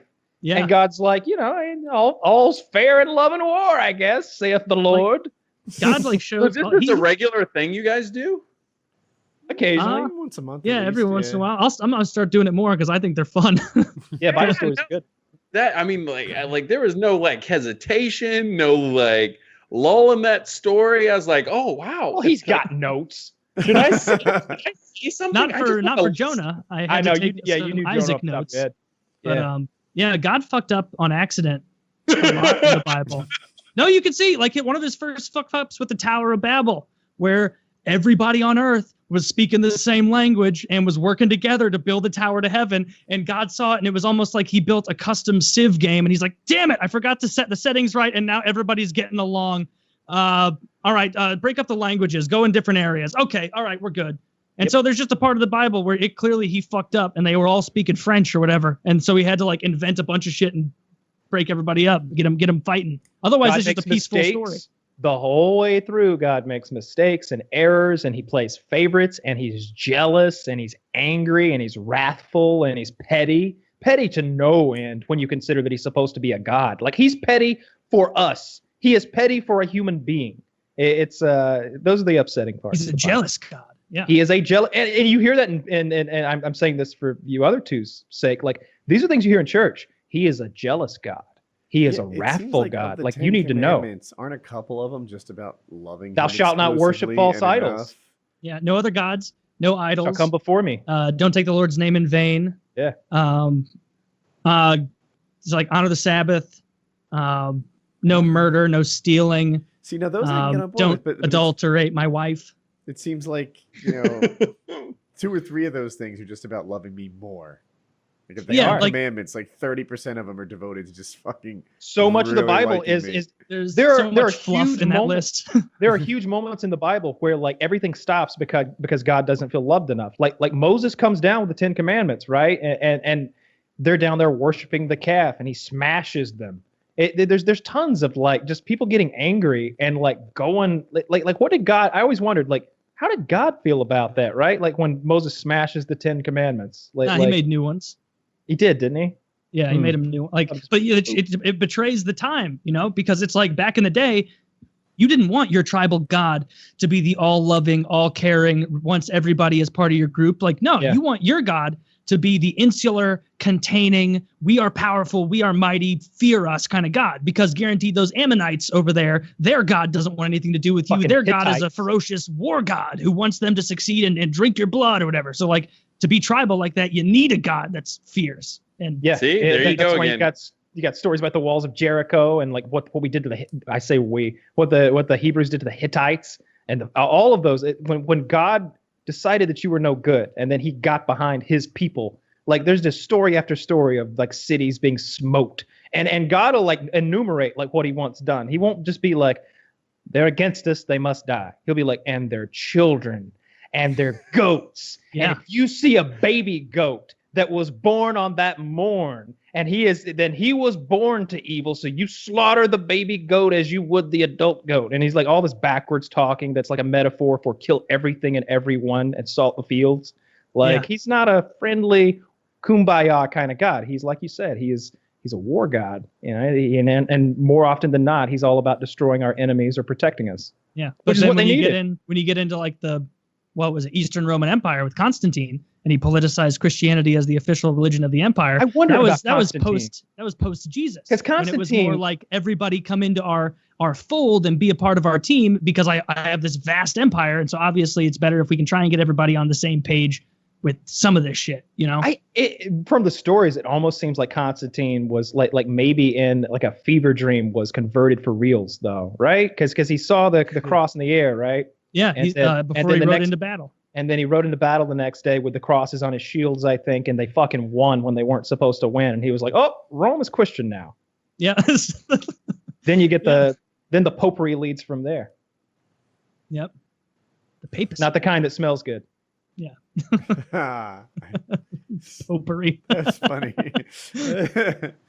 The kind that fondles children, not the kind that smells nice in your grandma's house. I feel like the popes aren't actually fondling children. They delegate. I bet that the work. old ones were. Oh, those old popes were like fucking vicious warlords. Like there are some scary popes back in the day. There were popes torturing people and fucking bitches. Like there's been all kinds of hardcore popes. Some of the popes were like through history were like if there's a list of the top 100 people, most powerful human beings of all time for their era, considering all those things, like, you know, if there's a point in history where there's 20 million people in existence and this guy ruled over 6 million of them, then he's a lot more powerful than Donald Trump is today, probably, right? Like he had complete sway over 1/3 of the population of human beings. Yeah. He's more powerful by a Trump just factor. has influence. Yeah, and some of those popes fall into that category. Like guys they're like, yeah, he's the Pope. He talks to God. That's where he just came from. He was talking to God. He's going to relay that to us, and we either do it or we burn in hell for all eternity.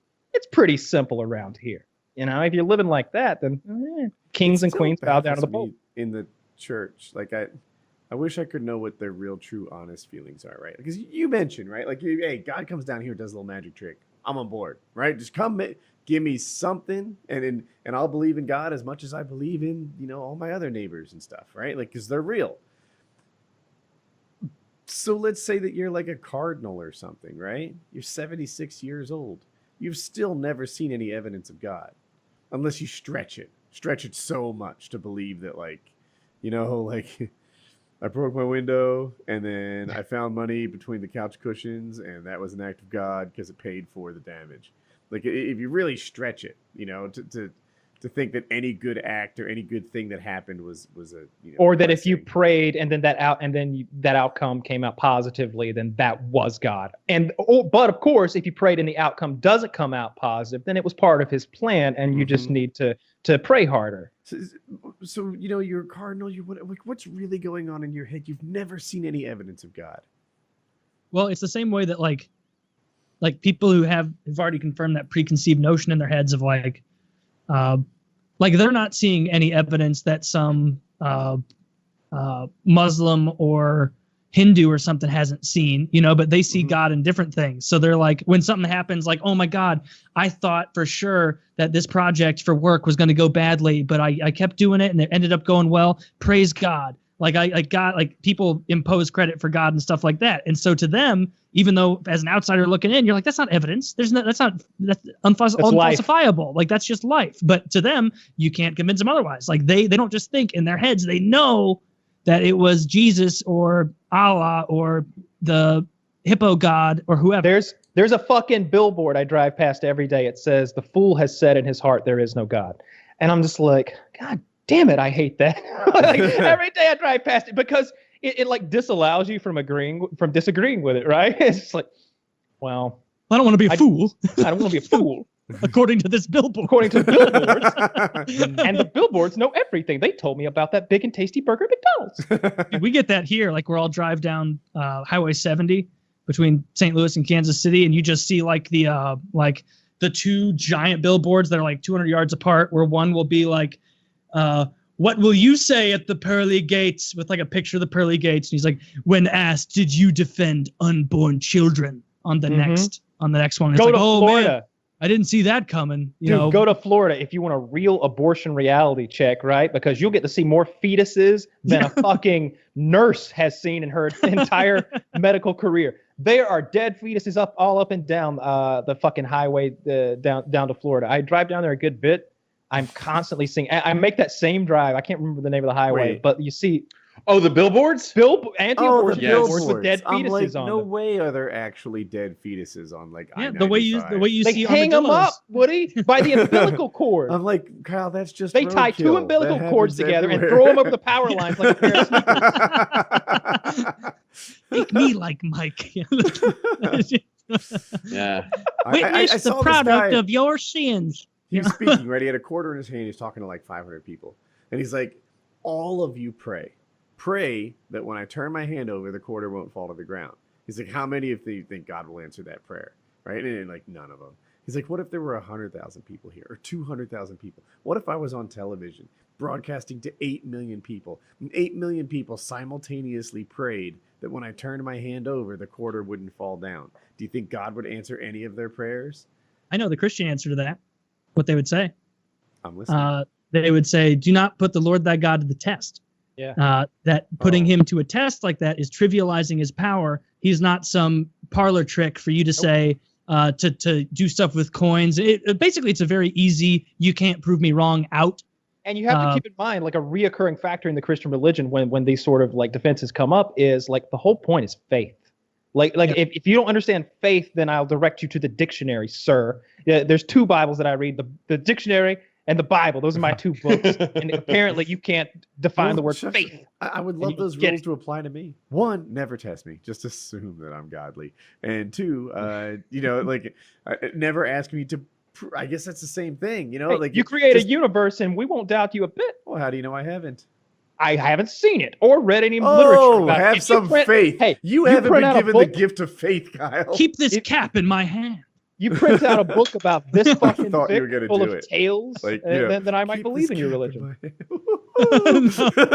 cap Although there is plenty of studies that suggest that praying for people who are prayed for, statistically do better. I think that has more to do with a social structure that cares enough to pray. I didn't say it had anything to do with God, but people who are prayed for do better than people who are not prayed for, medically According speaking. to the Christian Science Monitor. No, according to actual studies. Like, it's a real thing. Like, I'm just making it up. Yeah, the Christian Science Monitor. We should all get like tracks, those like chick tracks from like crazy. You guys know what those are? No. So basically, what those are I'll look one up. So a chick tract is just one of these. I've never heard of a chick track at all. I'm picturing a CD track, like a song. It's like a small booklet, and it basically just goes through like, what do you do if your friend wants to look at pornography with you, and how do you handle it? What do you do if your friend wants to smoke a cigarette or a doobie, God forbid? Ooh, what do we do? And then it's like these silly little like Christian total straw man pamphlets where, you know, the person who wants to look at porn is like just the apotheosis of evil and gremlin style person. I'm glad we never do that 30 minutes ago. Yeah. That. What are you going to regale us with today, Taylor? I was going to do Easter, but I wanted to do something a little less common knowledge. And so are either of you familiar with the tale of Shadrach, Meshack, and Abendigo? And Abendigo. Wait, say it again.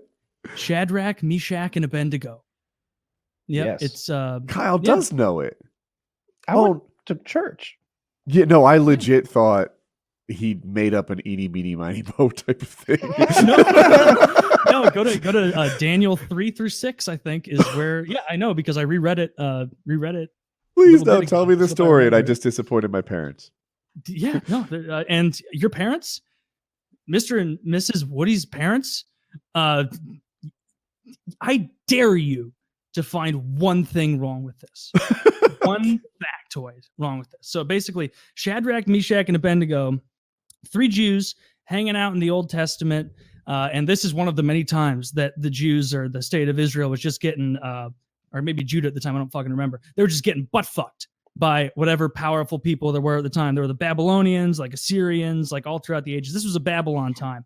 And so they were under the thumb of King Nebuchadnezzar, the original Chad. And King Nebuchadnezzar he had his hanging gardens of Babylon.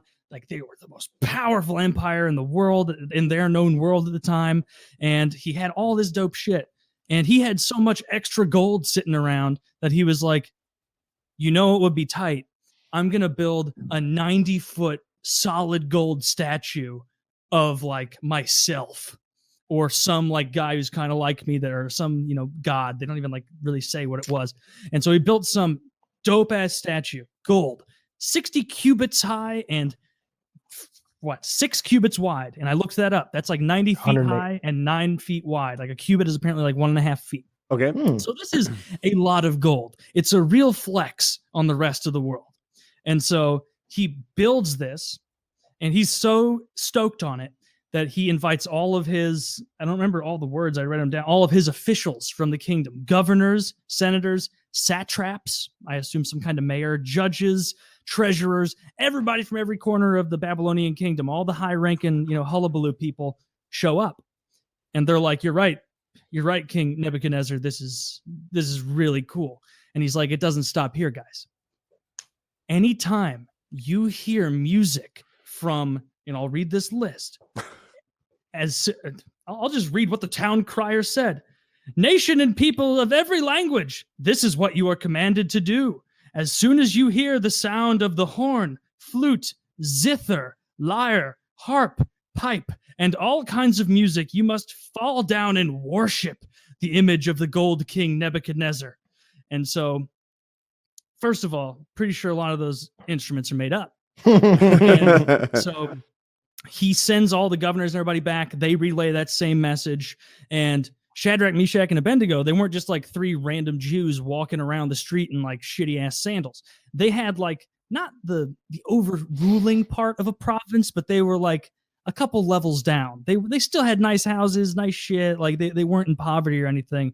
And pretty much immediately, as soon as this town crier said that, he added an addendum, which Nebuchadnezzar also instructed, where he's like, and make sure they also know anybody who doesn't bow down as soon as all these made-up instruments start going, they're going to be brought back to me, they're going to be brought in front of me, and I'm going to burn them alive in a really cool big furnace I also made. And believe it or not, that was compelling to most people. That got them on board. And so as soon as they heard the zither and the lyre, boom, right down, like almost like Mecca. They're like, even if you can't see it from whatever province they're in, they're like, I'm not risking some ancient cop finding me and ratting me out. I'm aiming right there and praying to Nebuchadnezzar. Right. Shadrach, Meshack, and Abendigo say, fuck you. They don't say, fuck you. They say, no, thanks. No, thank you. Their overseer goes to King Nebuchadnezzar, goes, hey, Neb. Neb goes, don't call me that. He goes, I understand. He goes, King Nebuchadnezzar, these 3 Jews, they're not bowing down. Did you tell him about the furnace thing? Yes, I led with the furnace thing. Of course I told you. Of course I led with it, you brilliant king. And so Nebuchadnezzar is like, okay, well, bring him to me. Bring them to me. As far as I can tell, they're doing a good job on paper, but if they're not going to do what I want, bring them here. So he brings them there, and he tells them, hey, and King Nebuchadnezzar is like in the opposite situation of like a rock and a hard place. He's between like tits and ass. No matter which way he goes, it's positive. If they show up and they say, I'm not bowing down, he gets a handful of tit, so to speak, where he gets to throw them in the furnace, burn them alive, and ensure that everybody's like, yeah, that bitch is not playing. He will burn you alive, bow. Or if they do what he wanted them to do, nice handful of ass, and they bow down, it's a little ego stroke where he's like, yeah, all it really took was them seeing me in my glory for them to bow down and do it. All right. And so they show up. He says, bow down, or you're going in the furnace. No other options. They say, I will not bow down. No, I'm not bowing down. No, that's not my God. I'm not bowing down to your false idol or whatever the fuck. And he goes like probably a little like kind of like happy about it, like, okay, time to break in the furnace. But he tells his furnace guy first, he goes, turn it up 7 times as hot as normal. And in my head, I'm thinking like Shadrach, Meshack, and Abendigo at this time were kind of relieved, where they're like, oh, he said 7. 7's one of those numbers that works out well. God, if he had said turn it up twice as hot, I would have shit myself. But 7, we should be okay. Thank God. And so Nebuchadnezzar, well, 7 is a biblical number. Like, yeah, it's all you see it a lot. Oh, you're talking to Yeah, me. You like- know, I know that. Yeah. Things happen in 7s all the time in the Old Testament and in the New. And so Nebuchadnezzar wasn't just content with normal soldiers tying him up, because he's brought some of his governors and satraps and people to see this whole thing because he thinks it's cool. It is cool. And he brings out his most burly, ripped soldiers to tie up Shadrach, Meshack, and Abendigo. And then he tells them, throw them in the fire. And he says that the fires were so hot that when they went to open the furnace to throw the 3 Jews in, that the men throwing them in themselves died. And so he wasted a bunch of juicy man muscle just in trying to get his point across, which I wouldn't have done. I would have used worthless soldiers, but what do I know? I'm no Neb. And so he throws them in there, and he's sitting on his cool gold throne, the extra gold that was left over from the statue, just kind of watching. And I guess there's a fucking window in this furnace that you can kind of see what's going on. And so after a couple minutes, he's like, what? I see. How many Jews do we? Shadrach, Meshack, Abendigo. Was there another one? They got goofy ass names. Was there? There's 4 people standing in there right now. Well, don't take them out yet, because even if it is their god, maybe he'll run out of magic, and they'll eventually burn. You know, like maybe he can only stave off the flames for so long. So he leaves them in there a couple more minutes to simmer. Becomes clear God's not going to run out of magic, and so he goes, "Take those guys out of there. Take them out of there." And so he opens up the furnace. The three, Shadrach, Meshack, and Abendigo come out totally unscathed. It says they don't even smell of fire. Are they They don't naked? even smell like they've been there. No, their clothes were fine too. And so they all come out, and all the governors, the satraps, everybody's there. They're looking. And so King Nebuchadnezzar has to pull a World War II Italy, where they switch sides and pretend they've been on that side the entire time. And so he goes, wow, your guys' God is really cool. I'm on board. You guys don't have to worship this statue. Everyone, we're keeping the statue. It looks awesome. We don't have to pray to it, but you're not getting, we're not getting rid of it. That's fine. You go in the furnace. You're not protected by their God. We're keeping the statue. Does anyone not want to keep the statue? We're keeping the fucking statue. And so he keeps the statue. And then also he's talking to Shadrach, Meshack, and Abendigo and being like, wow, your God's like legit real. My gold statue didn't do anything but shine brightly. And so he asks them about their God. They kind of have a little back and forth. And then because King Nebuchadnezzar still has to appear hardcore, he goes, all right, we're all following the Jewish God now. And anyone in my kingdom who questions the Jewish God, I will have you and your family cut to pieces and your homes razed to the ground. And everybody's like, 40 minutes ago, we were talking about the statue. And so everybody unanimously is like, yeah, whatever you say, dude, we're all on board with the Jewish God. I don't want to get cut to pieces.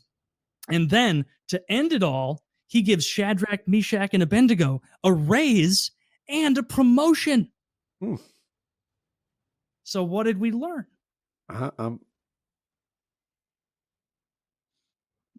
Hopefully we're fireproof. I was hoping for insight because I didn't learn anything. Nothing at all. At all.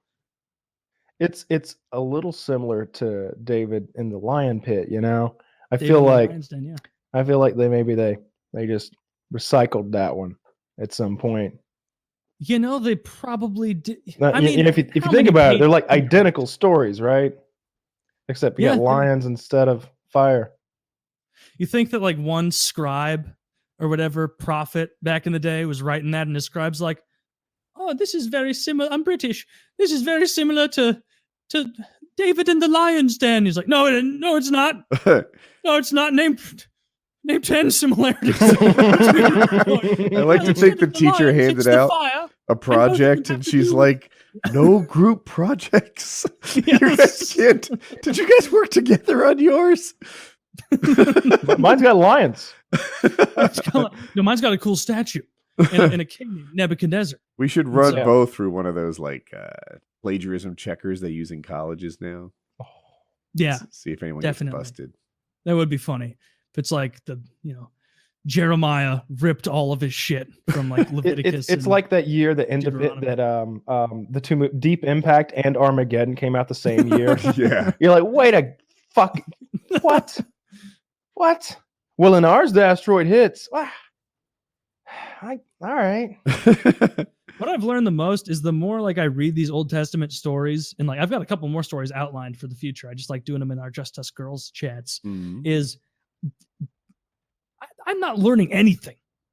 I'm not learning any morals, any sort of compass for my life for most of these stories. Really? It's really It's just pretty- like, Come on, you get it though, right? You do get it. I get It's that you're about- supposed to praise this God. No, it's about unquestioningly. faith under fire, literally. Yeah, but that's It's not trusting funny. God no matter what, and In God real life, will that be there doesn't for you. work at all. And you Yeah, become a no. martyr. Lots of people get cancer and they Yeah, pray to like- God like, and they oh- believe just as much as these fucks. Well, that was part of God's plan. Yeah, that's a convenient out. That's the truth. Question it, and you could burn too. I just feel like if I had put my faith in God instead of my reserve parachute 2 months ago, this show would be down one host. Yeah, dude, if the afterlife is real, And that would have been God's plan. if the afterlife is real, Praise his name. fucking St. Peter next to the pearly gates is going to pull up one of the many YouTube compilations you listeners have made of my Bible stories, and I'm going straight to hell. So thanks for that. Thanks for that. But it's not real, so don't worry about it. Yeah. That's the lesson. I'm like learned. 99% sure. If it is Are you real, 100%? Jesus. Or because I'm only like 99%. No, I would say I'm like high 90s%. But if I die and it turns out it's real, poof, I am not going to be pleased. Me either. And Yeah, if I'm you gonna think feel about quite it, you foolish. wouldn't risk like how do the seatbelts work in your car? It says high 90s. 90, 93, 94% of the time they work. Not really. Doesn't that concern you? Like, aren't you always worried about it every time you get behind the wheel? No. No, not really. I mean, that like they taught us that in school as like an argument to believe in God. It was called Yeah. Pascal's wager. And it was, if you believe in God and it doesn't exist, you haven't lost anything. If you believe in God and he does exist, you go to heaven. If you don't believe in God and he doesn't exist, nothing happens. If you don't believe in God and he doesn't exist, you go to hell. So it was like, well, mathematically, you should believe in God. And my thought even then was like, he's gonna know I'm faking it. Like he's gonna know that I'm only doing it out of fear of not going to hell. And like He's that's not okay enough with to get that. into heaven. I Look. don't think so. Based on what I've read, he seems pretty okay with scaring people into worshiping him. Yeah, Old Testament God was much more into the fear. Jesus was a little nicer, but Jesus also did well, not even mean, funny stuff like whip people and the when they were like using his, like the Pharisees and Sadducees were Mhm. using the church as a bartering ground and trading and financial place instead of using it as a worship place. He just goes in there and starts cracking the whip on all these Pharisees and overturning their tables. That was fun. Yeah. Good for him. I liked Yeah, that. that was a good scene. I brought that up in my my drug class in prison. I don't remember how. Yeah. The teacher was an How did that absolute fit in? moron, and he brought up something like he'd get like really stuck in the mud with the conversations. Like he'd start arguing with us, and we knew how to just like drag him down into the mud, so he didn't get to teach us anything. And I something love came those up teachers. about something came up. I don't remember where it came from, but he was just like, Jesus would never did anything violent. Jesus was all about peace. And I'm like, what about the time he whipped all those guys? He's like, what are you talking about?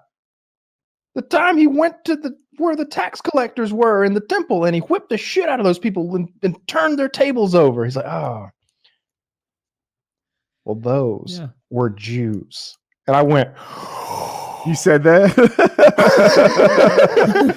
I think I just won.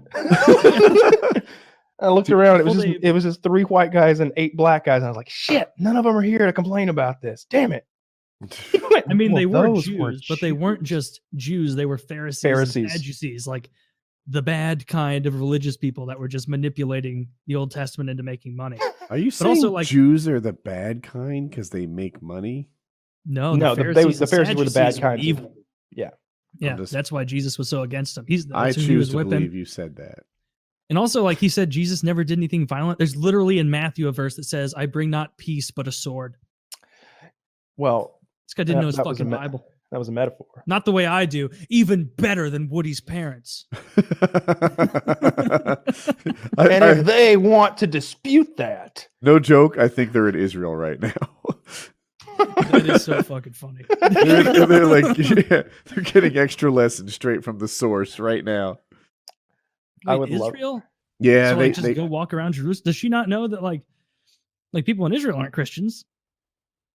I don't understand. Most of them aren't. Why it's so cool, but yeah, that's like their favorite place to vacation now. They go to Israel probably more than once a year.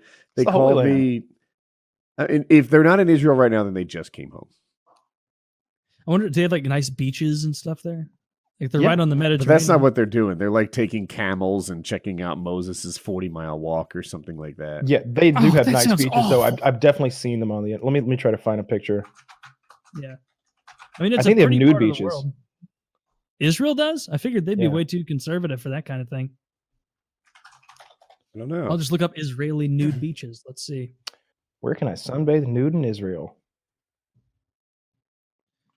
You go to Masada. I'm pretty sure like even shit like porn isn't legal in Israel. There you go, nudist beach at the. Oh, I found a YouTuber. Nudist She's beach at Dead heading Sea? to the nude beach on the Dead Sea in Israel. The Dead Sea's All in right. Israel. And she's naked. For some reason, I thought it was in like Eastern Europe or something. Like, Was this uploaded September 23rd, 2015? Sure was. We're on the same video. You're gonna want to skip on forward to when she gets naked. She blurs everything, but I'm still pleased. She's got some of that Dead Sea mud. She's rubbing it on her face, like war paint. Oh, she's got a tattoo. Big no-no in Judaism. Hmm. Well, and Well, Christianity anyway. too, I guess. Yeah, don't care definitely about nude beaches in Israel. Yeah, Well, the more you know. the more you know. The Dead Sea is somewhere that would be. Let really your mom cool to know, go. buddy. Yeah. she might have gone to the nude beaches. You don't know. Yeah, your parents. I wouldn't put it past them. Nothing They'd be wong like, with it, right? We're Yeah, gonna I'm not hike the. We're gonna hike the Sinai Desert Trail. going to and then Masada. we're gonna get. And then we're gonna get our fucking- freak on yeah. because that's Yeah, how we're Woody's gonna get parents laid. go. It just is Oh, Masa- yeah, fuck me. Oh, this is right where Abraham almost killed Isaac. is Masada the one where the Israelis held out against the Romans for like a long time and then they suicided at the end so the Romans could claim no victory? I don't know. Is this a Bible story or is this Yeah. like in the middle area, like where the Maccabees were? Well, I don't know my Bible that well, but I thought that was the story of Masada. Masada. It would make sense because Mossad's like their CIA, so it makes sense they name it after something like that. I don't. Well, that's the Mossad. I don't know if that's. I mean, maybe. Masada. I don't know.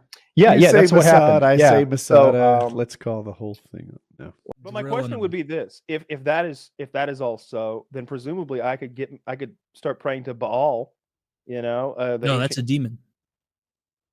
okay. I could pray to I him feel too, like you're though, telling right? me Like how the to pray. Pharaoh. Clearly, the pharaohs had prayed to Ra, who I suppose is a demon in the scenario, and he had empowered them and given them the ability to turn staves into snakes. And Mhm. and like just because Moses' snake ate their snake doesn't make their magic any less powerful to me. That dude turned a stave into a fucking cobra. Like that's some scary ass It magic. makes the Can magic I pray to weaker than Ra the and big get snake. that?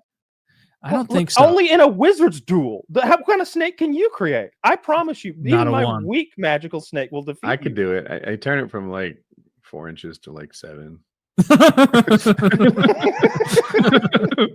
You say pretty any cool. magical words? You've seen it. It would be funnier if you said from 2 to 3. I felt But yeah, I think like when I hear the like, oh yeah, well clearly the Egyptians were worshiping demons. Like there has never been a religion with gods that seems more like demons than. Have you looked at like Hindu gods? All their My arms and stuff. goodness, it's like they didn't even try to make them nice. It's like, yeah, this is one of our main gods. It's a rhino-headed guy holding the hearts of foes. He's got Show us a 16 picture of legs Vishnu. and he's got spider legs and big teeth. And it's like, why would this is ghastly? You I guys really need to like pick a the better guy. Egyptian. I really like the Egyptian god design. I like that they're all like these crosses between animals and men. It's like a dude with a crocodile head, a dude with an eagle head. Like it's kind of that on repeat. That's a good one. Hanuman, the monkey god, on the second row. For some reason, we have like a 90-foot statue to Hanuman in Texas now. A bunch of Indians made it. I'm enough. Get rid of that. We're no statues you know to what's monkey funny here? gods in America. I think Pravarti was the name of the Indian chick in Harry Potter. I'm pretty Really? sure. Yeah. Yeah, she's And so racist. Havarti is a kind of semi-soft cheese. And so Havarti it all, holds up. I'm Havarti's fine. pretty We need tasty statues cheese. of her. That's a creamy cheese. That's it's delicious. delicious cheese. Rich, full-bodied.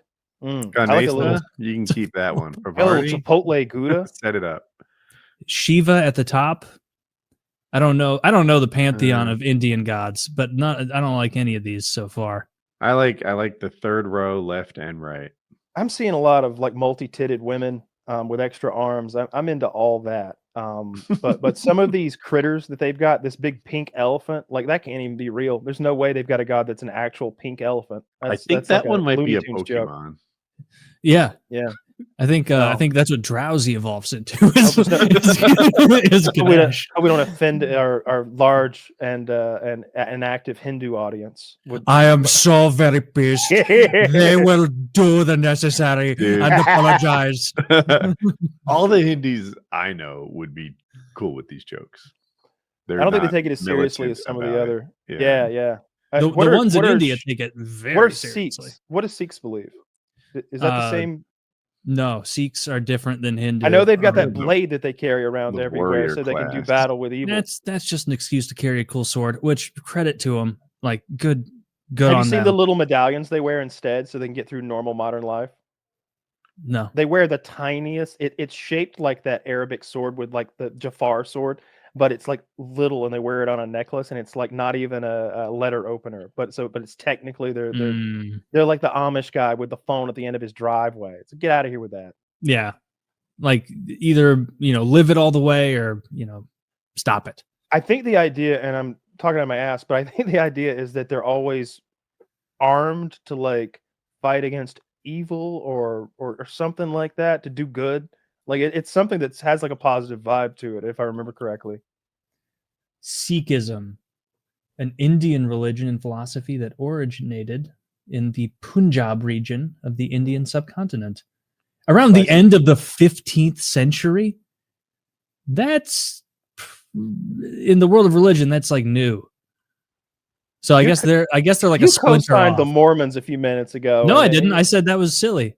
Yeah, you're a Mormon defender. I sniff it out every time. No. I bet there's not an ounce of strong drink at your house. I bet you've been converted. I buy Taylor decaf told me coffee he likes the Mormons for their marksmanship. or their. Well, that guy wasn't Mormon. He clearly hated Mormonism and rebelled. Which, Yeah, I'm glad I felt like my church was pretty standard. That they would speak in tongues occasionally, and that was weird.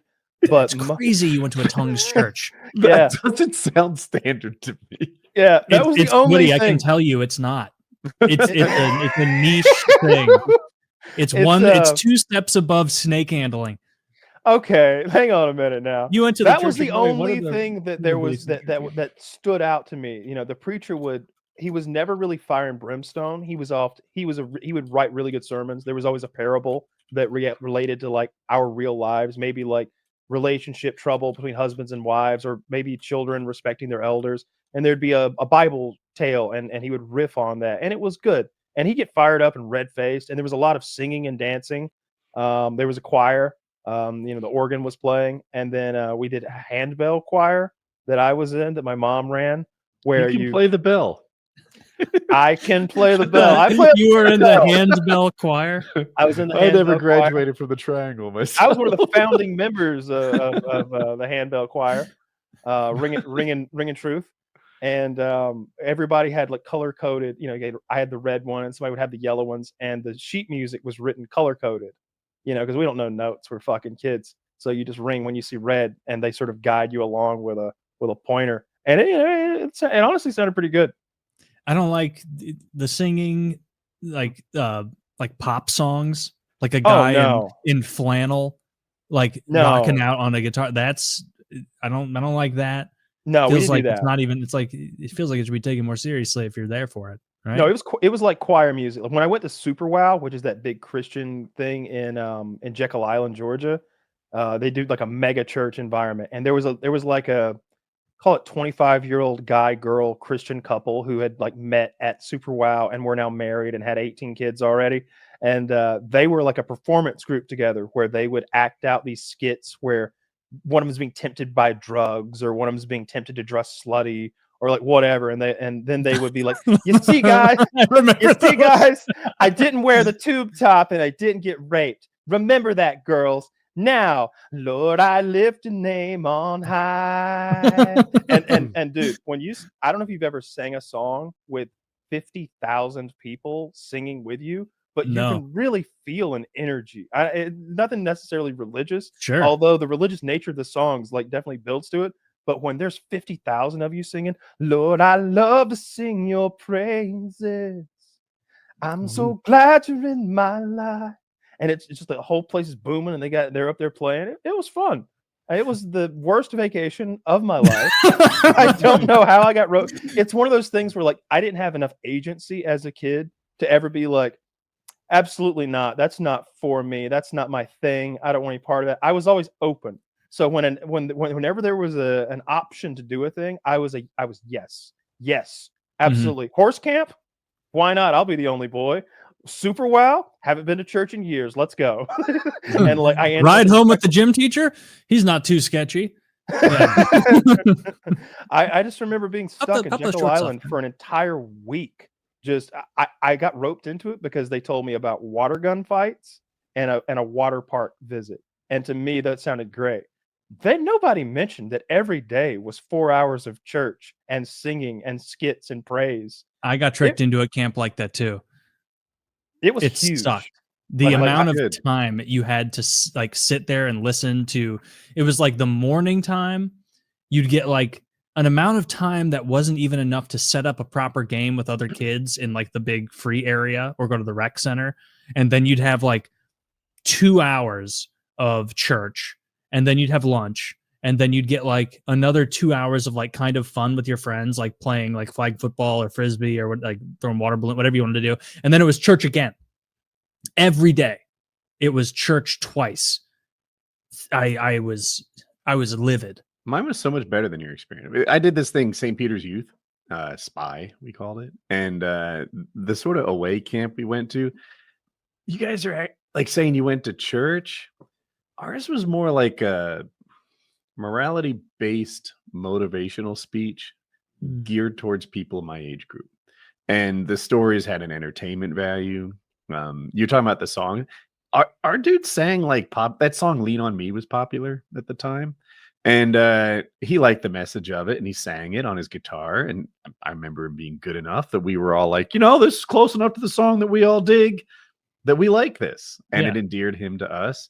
And like I said, the morality-based motivational speeches would be followed with some sort of like contemplation time, and like I thought they did a pretty good job. I was hoping to hook up with some girls while I was there, but I didn't. I didn't have enough game. But I think other people got kissed. It was not my group. The guy that led it like week to week, he was kind of cool. He was like an ex-army guy, and it mixed in with his like sort of life guidance type stuff would be like how to jump off a 12-foot wall, like a parkour roll. And it was pretty dope. I don't know. I liked it. That does sound cool. I'm surprised a place called St. Peter's didn't lean on the religion aspect heavier. Oh, it was in there. Like I say morality-based stuff, but I remember one time, one of his stories, he was telling us why we needed to accept God. And he's like, imagine you're golfing and you only get into heaven if you hit an 18. Well, you're already up to 74 and you've got 2 more holes to go. Is it about time to accept God? Is it about time to like atone for your sins or whatever it is he was saying? And it's like, I don't know, somehow the metaphor worked with me. I get what he was saying. Yeah. I get it. So, it is a church thing there, but it wasn't all like, I don't know, hymns, and like it didn't beat you over the head with like Bible stories and teaching. It was more stuff that I related to a little better at 14. Yeah.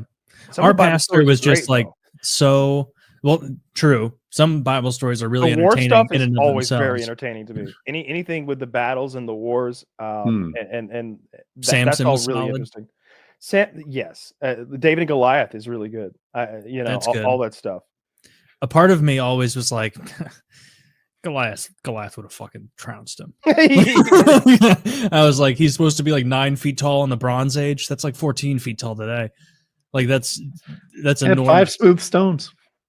Yeah, and he whipped it, and I guess like you could knock Brock Lesnar something nasty if you knew what you were doing with a sling and you had a rock. Oh, Yeah, for sure. I For guess sure. so. Yeah, there's I not a could- human on earth. I don't know that what you- I'm doing, but There's no one you can't hit with a rock right here that doesn't get fucked up. Maybe me. Like, Okay. that's about it. Only you. I Yeah. saw Amazon made a David and Goliath movie here. Here's a clip from it. I saw it on my YouTube Shorts the other day, and it was actually entertaining. No, that's a cool story. I just some of the wackier stories in the Bible would almost make a fun anthology series. Like if they took the the 3 wackiest stories from the Bible and did like the same way they do anthology horror series, where you have like a wraparound guy at the beginning. He's like, "Have you heard some of the creepiest stories of the Old Testament? Well, tonight we'll hear the tale of Elijah and the bear." Like I would like to see like an actual telling. Let's just play it straight of the children mocking Elijah's bald head and then him calling down the magical bear to eat the children. Like, I don't know how that makes the final cut when we're editing the Bible. Yeah, I mean, like if that were in editing, people would be like, "Yeah, this is making Elijah look like the bad guy." Like, Kind of turning or, dark here at the end. actually, I don't think that was Elisha, not Elijah. I think, right? Well, didn't he become one from the other when he was saved? No, Elisha was Elijah's student, I Who believe. was the guy beaten on the road to Damascus and then the Good Samaritan hooked him up? I don't remember. The guy I- beaten on the road to Damascus. You know, the guy he's on the road to Damascus. I know the and- story. and I just I don't and he gets- recall the And he name. gets all roughed up and probably diddled a little because that was the thing back in the day. And then the Good Samaritan comes along, and despite having some sort of international beef between the Samaritans and wherever that fellow was from, I thought that was Elijah. That was excellent PR for the Samaritans for probably hundreds of years, having a Yeah. story about the Good Samaritan. Yeah, like when the Federation interfered in the Battle of Kittimer. Took the words out of my mouth. Yeah, really won the Klingons over to their side, ended the war, and Mhm. was the founding of a friendship, or at least that would go on for generations.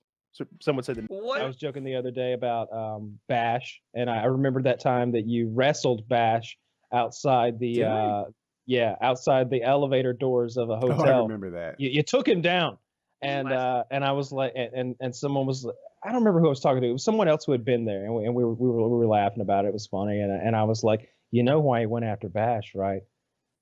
Because his father told him that the blacks are the mark of the beast, and what he is on. Did your They were mother marked happen by to come Cain. back after Taylor's Bible story and have any corrections? I haven't about... spoken to her since the Bible Oh, I'd story. love to hear her take on Moses. Mom, give me a call. Let me know what you think. You need to watch the Bible story first. I'm sure it's time stamped in the previous PKA. Yeah, I think it was pretty accurate. Taylor. You know, a lot of good facts. Taylor, what were you taught that the mark of the beast was? Because I have heard like racist, silly people say that Oh African American, Oh, I've black never heard people that.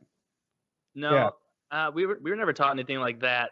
Like the mark of the beast thing, like for us was like having to do with Revelation, where they're like, oh, and you will know people because they will be marked by the beast, you know, and their whole interpretation was like, there's going to come a time when you need like, you know, it might even be like a government chip that you have to have installed in your hand Maybe to I'm make using any the kind wrong- of purchases or anything.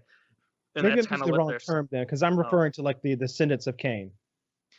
Oh, okay. So those who like, when he's like, and your ancestors will serve your brother's ancestors and all that. Yeah, they never went over that with us. They never told us what that meant. Or Yeah, I've definitely heard people say that black people are the descendants of Cain. I think back in the olden days of the Mormon Church, I think they might, and I don't know much about Mormonism to be fair. I think they might have believed that black people like, because they didn't allow like black pastors in the Mormon Church until like the fucking 70s or something like that. Yeah, I'm gonna do a quick Google on this. But other than that, Curse Mormons and the are very mark nice. of Cain. Yeah, mark of Cain is what I was looking for. Mark of Cain. What does it say? The curse of Cain and the mark of Cain are phrases that originated from the story of Adam and Eve in the Jewish and Christian Bibles. In the stories, if someone did something to harm Cain, the damage would come back sevenfold.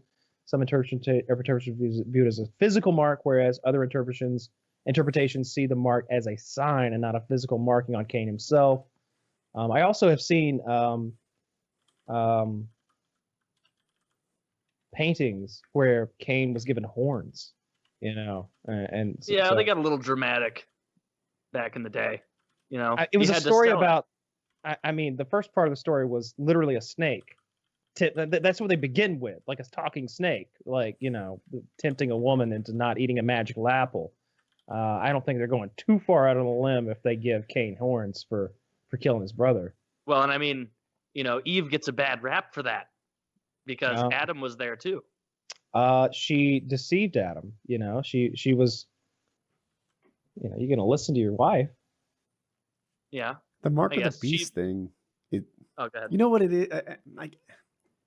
To me, it sounds crazy, right? And I talk to my father, and he'll say things like, "The Bible is a perfect book. It's never been wrong. It's completely infallible. Everything about it is perfect. It's the Word of God.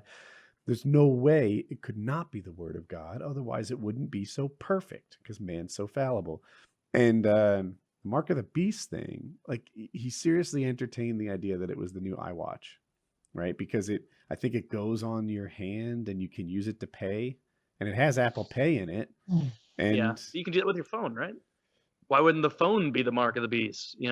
because Why is making it smaller? And it's not like There's when you put it literally on a your wrist, you're microchip stuck. that you can have put in your palm to like RFID things. Like I didn't there's know lots about of stuff that. that do But that. the watch has Apple Pay, I think, built into it, and you can pay with it.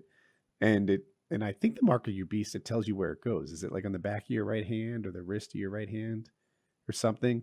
You may be right. I don't recall. I think it was on forehead. Yeah, that's what Chiz is saying. I guess he looked it up. Yeah, I always thought it was on the forehead. Oh, I think either forehead or hand. I think one of those. Yeah, is right. It doesn't matter. It's not real. Yeah, we were New Testament Christians. We really focused on like the I'm gonna Google it forgiveness real and quick. the universal love and. Where is the? Yep. Not so much on ripping on people who eat shellfish or Yeah, mixed it was, fabrics. yeah, almost every It's on. lesson. Actually, it was to receive a mark on their right hand or on their foreheads. So I'll take the hand. yeah, right. The way that's always portrayed is like a 666. It seems like. Yeah. It's not an iWatch in the Bible. Which like the Bible has enough traction now that if it was like new from Apple, 66 the iPhone 666, like they'd be like, we just finished 10. Like, what the fuck are you doing? Yeah. How'd that happen? It's not going to They work did out. People are skip gonna see 9. through it. Yeah. They're on their way. Did they really? I don't. They did track. skip 9. They There's did a skip. reason.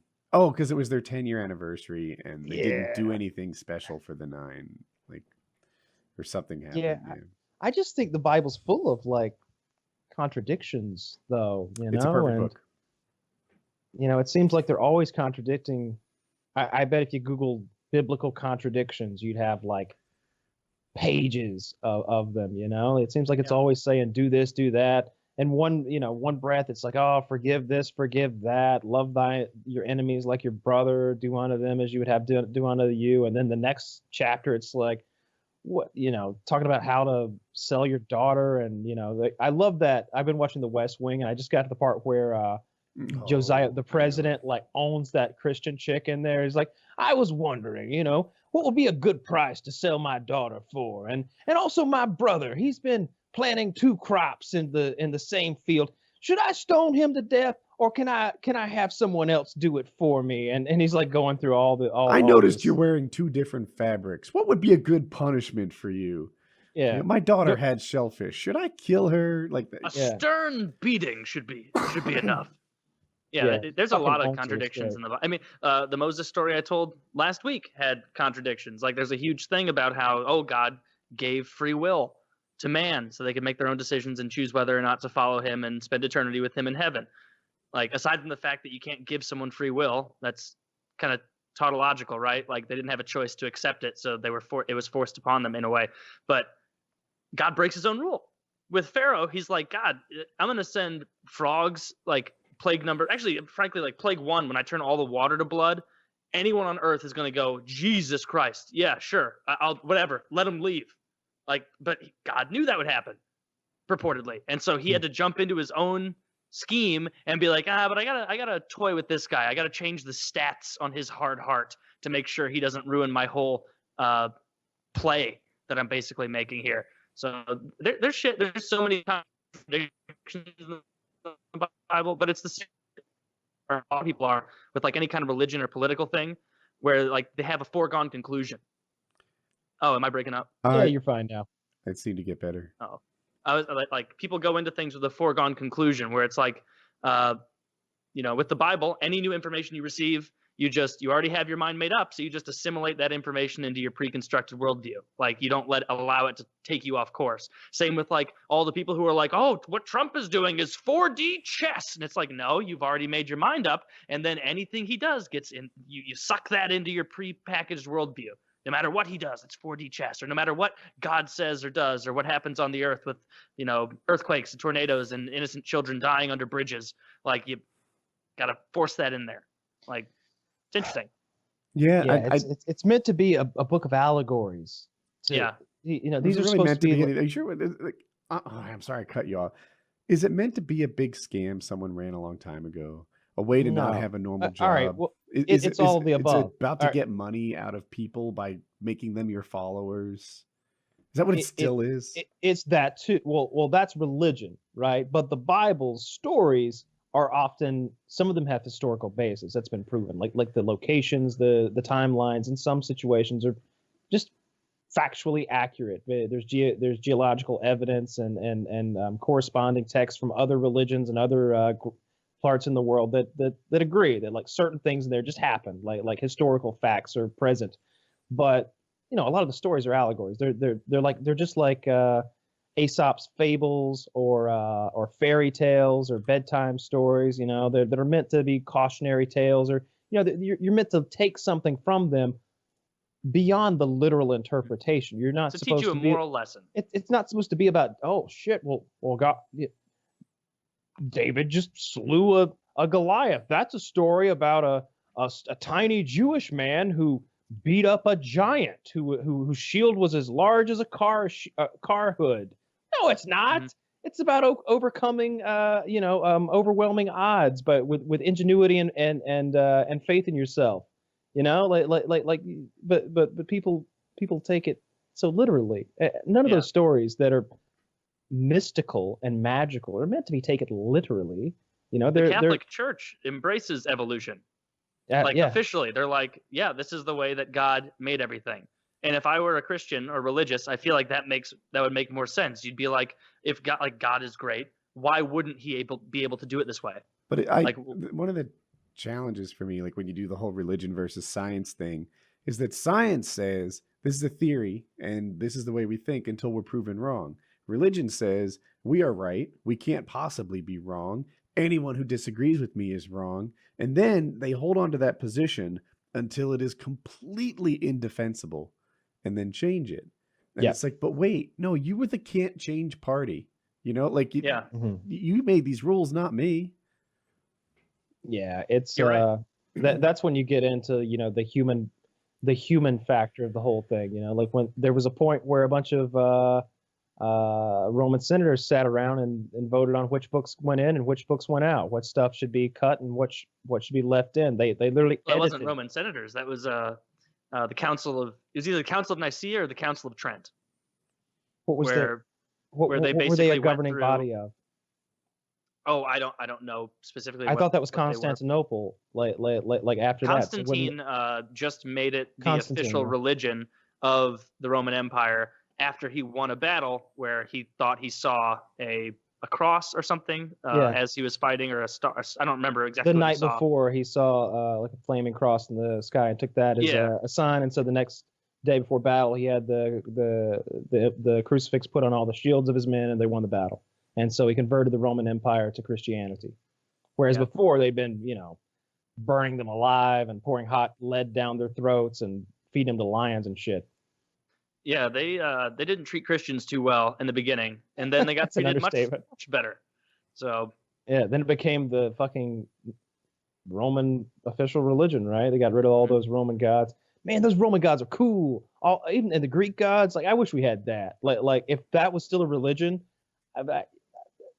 that's just such a much cooler religion. How each like part of life has its own god, and like there's I like that a lot. The Catholics kind of have that with the saints, though, right? Which I find bizarre. Oh yeah, personally. I don't know if you guys have any Catholics in your family. No. My dad's side of the family is very Catholic, which just means every family gathering is a lot of fun because they get wine drunk and nobody, it's just a good time. But my grandma used to keep these like patron saint statues around, and there's a patron saint for fucking everything. She was trying to sell her house, and so she kept like the patron saint of real estate. Like I had like no just idea a that'd be a statue thing. in the back. It's everything. Like there were apparently a lot of good saints, and I guess like the first 24 took all the good shit. So then in later life, they're like, you help a lot of children. You can be the patron saint of kindliness. And they're like, that one got taken up 400 years ago. And they're like, all right, how do you feel about like car washes? Like, and it's like, all right, the patron saint of fresh breath. My Like it's just my wife is Catholic to some extent, and she often prays the patron saint of lost things. Is it Saint Andrew? I forget.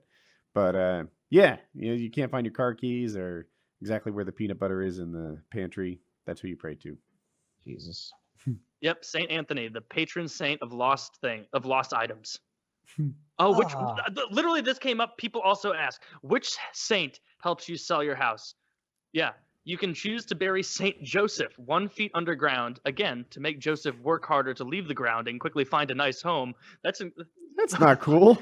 Next to your What is this, for Kill sale Bill? sign, even if it is in the front yard. I'm going to Once start your house is worshiping sold, a frog. dig up the Saint Joseph statue and give it a place of honor in your new home. So frustrating. Man. Yeah, whenever I see that in a movie, that's really the only place I get, I see that is when they're breaking out a necklace with a saint on it. They're like, oh yeah, this is Saint Jubity Jew. He's the patron saint of lost causes, home, personal computer repair, and soft drinks. Well, that sounds pretty good. That's my guy. All right. It's so fucking stupid. It's so fucking stupid. They believe that I get believing there's an omnipotent God up there. I almost sign off on that. But to believe that there's some dead guys up there hanging out with God, and they're like, what are they? They're like a phone bank, and like each of them are like receiving those calls, like lost keys in home sales department. How can I help you? Yeah, Saint Anthony here. Like is that what the fuck is that? That's so retarded. The whole thing seems retarded from my shoes, right? Like it's just like, look, this thing all started because people couldn't explain rainfall or dry summers or something, and now we've advanced all the way to helping you find your car keys, and it's the most perfect book to have ever been written. Yet there's contradictions and there's morality things in there that don't fit any reasonable standard of morality anymore. Like Jeb Bartlett pointed out in the TV show, and it's just like, God, you're the one who came up with this is all perfect rule set, and it's clearly wildly it's shattered all over the place. It doesn't make much sense to me, but I haven't been given the gift of faith, apparently. You have not. And again, ironically, if God is handing out the gift of faith to people, that's impacting their free will. So it's not really free. Taylor, if he can give faith to people. I just found a website full of Taylor's Bible stories. What? Yeah, like not yours specifically, but is it called that?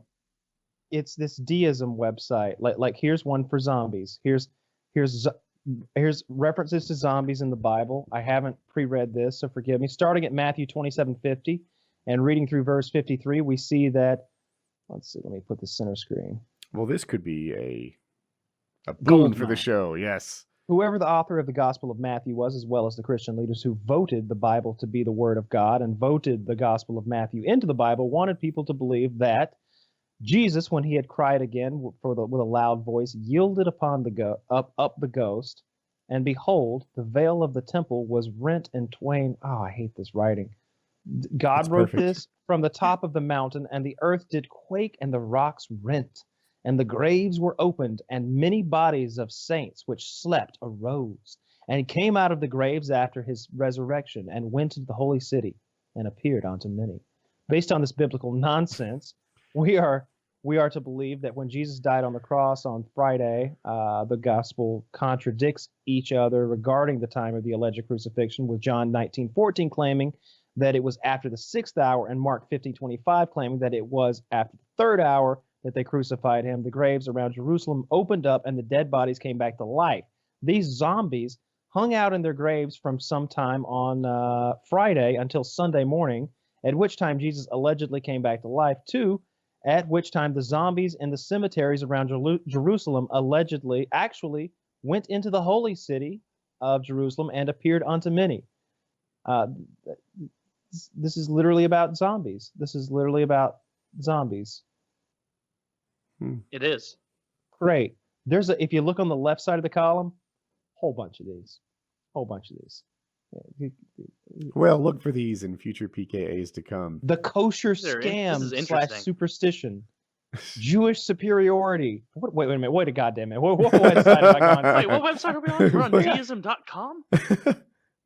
Is that bad? Do you know of deism.com? I don't know no, deism.com. Oh, Deism I just thought. means you believe in a god. I was just saying that it was interesting for them to take that Jewish turn in their. Yeah, I thought. I didn't even know what deism was about. And Taylor's like, we're on deism.com? Like, suddenly, like, I know where we are. Holy shit. Why are we on this site? This is David Duke's Get off the homepage. deism.com. Is that the Grand Cyclops on the toolbar? Oh my god! Every time I Farrakhan click, tweets shit about this all the time. when you click refresh, a black man gets hung. Oh, Jesus Christ. And Kyle's over there. Refresh. Ah. I found a whole website of biblical contradictions, and that's not saying anything because there were hundreds of these. Because I even went through the phase where I was like super anti-religion, because having been raised that way my whole life, and like you finally kind of figure out like, hey, this isn't real. Like, this is made up. Like, you feel lied to almost, and right? Like scammed it doesn't because they cross take your our money. mind. It doesn't cross your mind as much of like, oh, these people, they sincerely believe it and they thought they were doing the best they could to raise you, like as far as teachers or pastors and shit. Like, your first instinct is like, fuck, I've been lied to. They must know on some level too. And defrauded. Like, yeah, and well, I didn't give money to the church. I did. Why? This is what you did. They pass a fucking plate around like And I pity quickly gave it donations. to the next person. I gave money to the church, hoping that Hope would get into their kindergarten. And she, Did you? not exactly. She was at like the top of the wait list, so she would have. Oh, it's time for a hate crime. Yeah, dude, that I've talked about this church too many times, but they ruined church for me. Like, we were gonna give it a shot. It wasn't that I was really into God. I was just kind of looking for a community. Fellowship. Yeah, it was like, all right, so here's a place I could meet people. They'd be my friends. They'd be families, perhaps good people. Who knows? And like, I could be part of a church community and like just see what. Like, I'll give it a go. What the hell? And the church was just too hardcore. Like, oh, do you want your kid to go to school here? We'll need your time, your talent, your treasure, especially. Yeah, that's kind of the big one. And The they're first like, two don't really matter. Yeah. and yeah, they just and like, I thought we gave a lot. And oh, by the way, like, it wasn't like they do pass the plate around, but more than that, they ask for your like bank account details and permission to make automatic withdrawals. Mm-hmm. And that didn't sit right with me. Like, that just seemed like Yeah, that's skeevy as fuck. like You're supposed know- to be giving out of the goodness of your heart, not like a electrical Woody bill. doesn't even let Netflix auto debit. Goddamn. He's month to month, baby. It just- Every month he mails in that money order. you know what? I'm sure this isn't the attitude they're going for, but to me, like, if times got tight, right? Like, if something went wrong, the donations might be one of the first things that dry up. That's probably the church says that should be the last thing that dries up. But Absolutely, it should. like, when fucking mortgages need to be paid and people need to be fed and clothed and such, the church might have to take a rest on their, hand in my pocket. And when they were doing the sort of automatic deduction thing from my bank account, I didn't sit right with me. Yeah, they would always just pass the plate around, and we throw cash in there, Mhm. and I just remember thinking, like, I asked at one point as a child, Mhm. how do we get the money to God? Is he show up and like the money just disappears like a tooth fairy type scenario, or Third Sunday of the month. and my mom's like, well, this is God doesn't get the money. That bald fucker up there who's telling all them lies does. Of course, that's not what she said. She said the preacher gets all the money. And I was like, you mean that guy up there with that nice suit that lives in that big house next door? Yeah, him. I think he's doing okay. What's he doing with it? Well, it pays his salary and for all the church materials. I'm like, when's the last time we saw a new Bible in here? It's not like his Bible. What do you need to get volume 2? Like, is there a new one coming out? We've been using the same hymnals for hundreds of years. Yeah, it's not like we're like coming up with last 100 years. Mm-hmm. Nobody's spitting out new hymns. It's like, all right, now we're handing out. Once a month, you got 15 old ladies coming in here cooking up a bake sale to raise money, where everybody's throwing in $5 or $10 or $20 a piece into this bucket per muffin. And this fucker's getting up there and telling us lies for 2 hours a week. He's got a hell of a racket. That was the moment where I should have seen that the Church of Kyle could be a great thing. If I had started on that day, I would be established by now. Forget flamethrowers. Who the fuck is the guy from Waco, Texas? Don't say David Koresh. You'd be David Koresh by now. You'd be David Koresh by now, Kyle. But that's the thing about the Church of Kyle. It would never work long term because one of the key tenets That's is a beautiful moment. Don't say David Koresh. Yeah, no, I mean, obviously, you know much about David Koresh. Obviously, your church is going to involve fucking everyone in the church in one way or another. Allegedly. Until the fucking feds come in and ruin the Church of Kyle. Alive.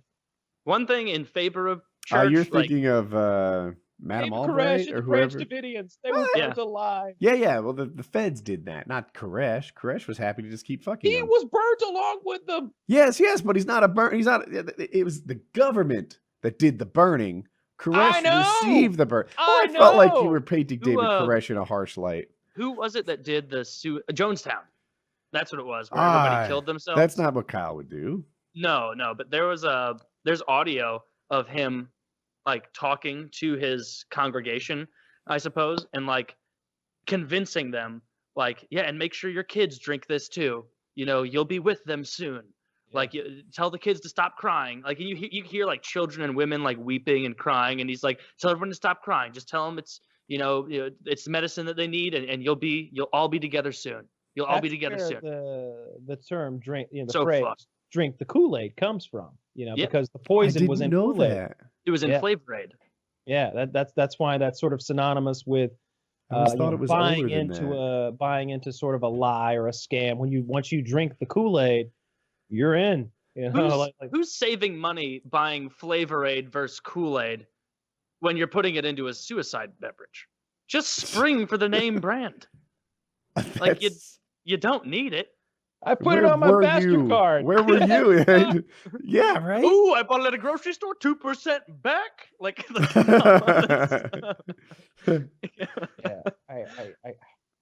I don't know. Religion just seems like such a horrible thing. See, the community that it provides is valuable, I think. Yeah, like I agree. Like the whole thing. What he was talking about, wanting a community. A softball team provides, except you don't have to. Your money goes to equipment, and there's no threat of going to hell. And you get to get drunk. Absolutely. In the middle of the game. Baptist. If you drink at church, they frown on it unless it's from their nasty ass cup that everybody else's lips are on. Yeah. Did you guys ever take communion? No, never did that. Maybe once, but I wasn't part of it. I think I saw that happen once. But yeah, I wasn't part of that. I didn't want. I was honestly, and I think it was grape juice too. Yeah, most like non-Catholic places do grape juice, but I remember doing it at Catholic church, like when I'd go there with family who was Catholic, and like you walk up there to the old ass priest, and then he like you can either stick your tongue out or put your hand out, and I was shocked at how many people just stuck their tongue out for him to like place this wafer on. Boink. And it's like, that's disgusting. Nomine Patri, Filio Sancte, herpes on you. Yeah, he's doing all that, and it's like, no, just right in the palm, thanks. I'll take the flesh of Christ back at my seat. Why is it? It sounds to me like in your head, it's much cleaner to receive it in your palm. But it's not. It's just an extra hand in the transaction. But his hand, that's true. I didn't thought that, but I was just thinking like his hand is like at least touching a couple people's tongues. Like he's not like throwing it like a hibachi chef. Where he's like, hey, you over there? I got a little god for you. So what you want is I love church. you need everyone to be at the school of Taylor, because as it is, you're just adding a hand to the mix. But if everyone took it in their hand, changing the topic a little, but speaking of don't know what they're talking about, I circled back with my mom about your most recent Bible story. Oh no. And she confirmed it was correct. Actually, she said it was pretty good. There were a couple minor qualms she had. One was when you told the story, I'm terrible with names. Who was the guy who kept saying, fuck it, I'll do some more because God gave him like kind of a stubbornness? Pharaoh. Oh, that was the Pharaoh. Yeah. Okay. Yeah, where he wouldn't let them leave. It turns even out when he kind of wanted to. Yeah. The God, for the first 3 rounds, that stubbornness was his. And it wasn't until rounds like 4 through 12 or whatever that God injected that stubbornness on him. I'm lost. You got to throw down on that one? First of all, conceding that there was any point where God infringed on his promise of providing free will to his creations kind of proves my point. But despite that, early on in that story, I'm almost fucking positive that the hardening of his heart started earlier than that. Okay. Like it started early and like. Well, go I'm ahead. in no position to judge who's right or who's wrong. Nobody. I will treat you as the opposition. She also said that when you told the story, you said that I guess were they Jewish slaves? They they didn't suffer the impact of this, and she said that for the first couple of rounds they did, and then God gave them a bye somehow. Well, she should know there weren't any Jewish slaves to begin with, so it's all lies. That was all made up. That never happened. But she is wrong in that regard, because when all of the water was turned to blood, the Israelites or Hebrew, Jewish, whatever water was not turned to blood. Well, my mommy says you're wrong. So I mean, we can look at the good book and confirm right now, because I do want to know who's right. I'm very curious because my no one's right because it's made up. We're arguing about this is like we're arguing about Hansel and Gretel. Like no. You see, the outside of the house was marshmallow, and you're coming back with no. Marshmallow simply wouldn't work. It would have to be a hard candy. They're gumdrops. Okay? You would never use marshmallow for the exterior of a candy home. You would always use hard candy. A child in that era wouldn't have been able to puncture a hard graham cracker exterior home with just their teeth. That's absolutely right, Taylor. It would have to be some sort of a gingerbread door to provide passage for the children. Yes. Dude, Hansel and Gretel, they deserved what they got. And yeah. Those dumbasses leaving I'll take food. that hard stance. I don't care all the haters that are going to come forward on Hansel and Gretel. I almost want to bring my dad in on this. I want to know where he's the one who goes to Bible school 4 days a week because they don't offer a fifth. He would probably be team hard candy on the outside. Yeah, okay. I see where you're coming I'm from. like almost, or I could be totally wrong. I'm almost positive that he was hardening the Pharaoh's heart even prior to the first engagement to make sure. And I am positive that the Hebrews were spared from the ramifications of all of the plagues. Is Chiz maybe qualified? she should come to the Church of Taylor, which is tangentially related to the Church of Kyle. Can Chiz look it up? Is that a possible thing? Oh, it is. He's got the internet. Chiz, are you connected to the internet? Yes. I think what they want to know is at what point the Pharaoh's heart was hardened by the Lord God Almighty. And while you're at it, find out about that gingerbread house because they are equally relevant. Kyle keeps proposing candies that aren't even waterproof. I don't know where he's coming from on this. Exactly. Well, and all of the depictions that I have seen from the good book, aka Grimm's fairy tales, the outside of the house is often a marshmallowy substance, and that just would not be able. I mean, there'd be the rain would destroy it. You would have to put some sort of frosting on it to make it rain proof, I would think. You would need hard candy. It's You would like- need hard candy on the outside. It's Get that nature's dude caulking. Vsauce on it. Hey, Vsauce, Michael here. So you may have heard that children hundreds of years ago were capable of penetrating gingerbread with just their teeth. But did you know in order to hold up a roof on a house that size, it would have to be 5 inches thick? Now, could a child's teeth from that time penetrate that gingerbread wall? Today we're going to find out. No, because they're English kids and their teeth are awful. Yeah. Oh shit! Yeah, A bunch of shitty little chips. I feel like whenever we start arguing about whether the Pharaoh's heart was hardened at point A or point B, we should stop and remember that we're literally arguing about what a gingerbread house was made out of. It's pretty much the exact same thing. I get so frustrated. They're allegories. They're allegories. All right, here's a quick down of the key biblical data. Right. 3 times Yahweh said he hardened Pharaoh's heart. You haven't read the whole thing yet, Woody. 6 times Yahweh actually hardens Pharaoh's heart. 7 times the hardening is expressed as a divine passive from Yahweh, as the implied subject Pharaoh's heart was hardened by Yahweh. And 3 times we are told Pharaoh hardened his own heart. Oh, well, there you go. No, that doesn't make sense because Exodus 8:15, 8:32, and 9:34 are way after Exodus 21, where he actually hardened the heart.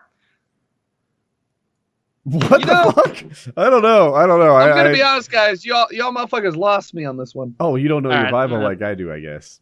No, I went to church every week, and I don't know anything about hardening hearts.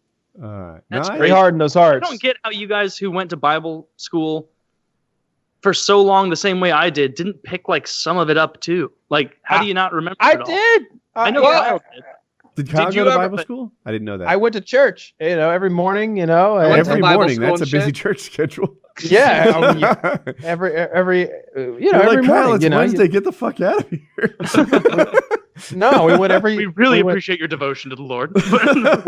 we went 7 days a week. There was communal wine, so why wouldn't you be there? Oh, okay. And you go to Sunday school. Well, you were know, learning, and- so you could start your own church Honestly, someday. I next got time I suckered with that VeggieTales propaganda. You know, I loved it. They'd put on I the did Larry the too. cucumber and whatever the fuck the tomato. Archibald the fucking what is that? What is that called? Asparagus. Asparagus. Yes. Oh, those were good. You know, Yeah. Chiz is right. That series still holds up. You know And what? It teaches you how to live your life. I bet you that I live my life by that cucumber every day and what it told me to do. I bet you there's porn of VeggieTales. I just wonder if you could use VeggieTale lines to pick up Tinder chicks. Like, There's it- definitely porn of No. VeggieTales. Kyle jumped in quick on that one. Total No. failure. Wait, You're looking this for must- Simpsons, Woody. This I don't must need be the Lord to harden me. Oh, that's you make me harder than the Pharaoh's heart. yeah. Ah, yeah. You're sluttier than Jezebel, who was eventually beheaded. That's true.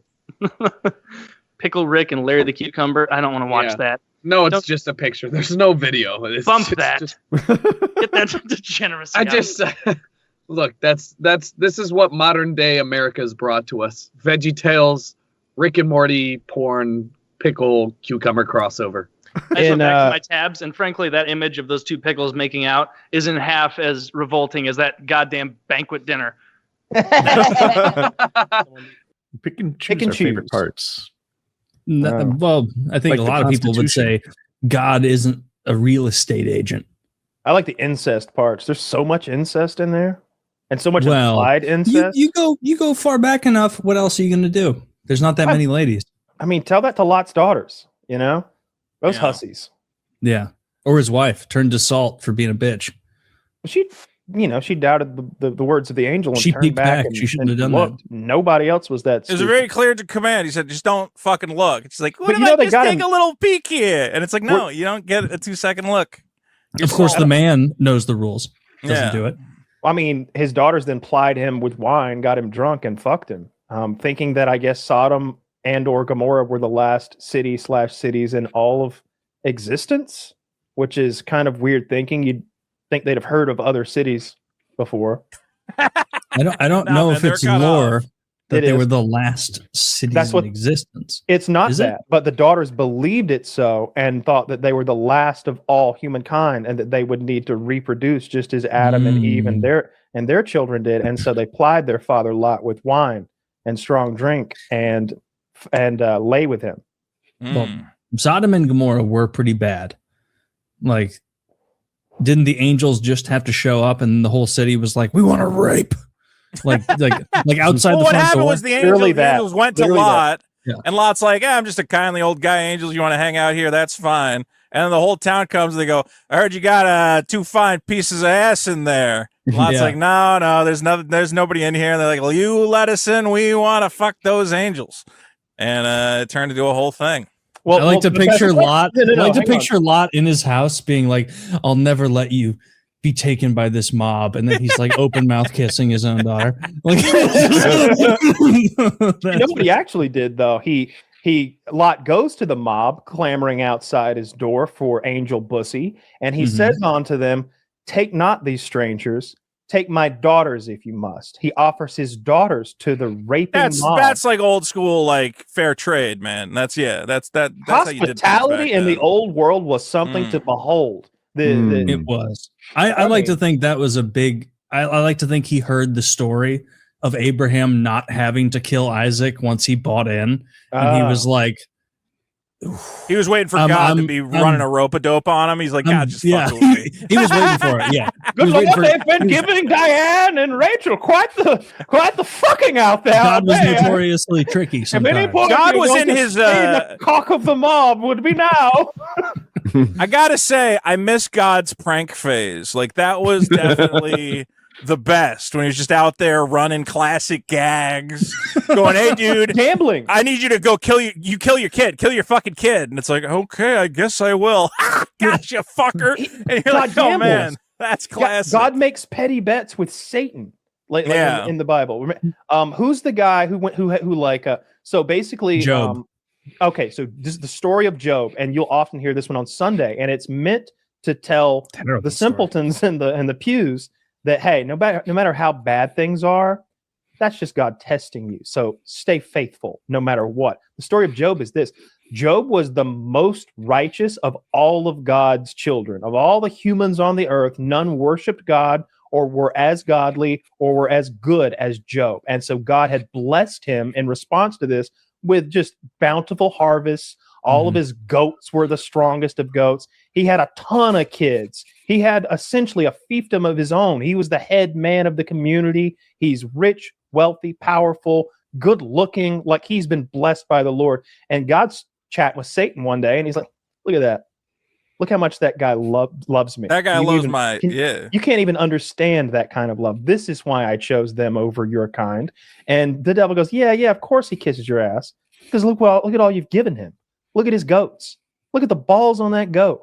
And he says, if you were to take all that away, he would betray you immediately. He wouldn't be your He'd boy curse your anymore. name. He'd curse God. And so in a torturously slow procession, the Lord removes one after another of Job's blessings. His crops fail. There's famine. There's starvation. There's storms and fires. His family dies when the house collapses upon them. All of his animals die until Job is left sitting Indian style, naked, covered in the soots and the ash of his dead family, lamenting and praising the Lord.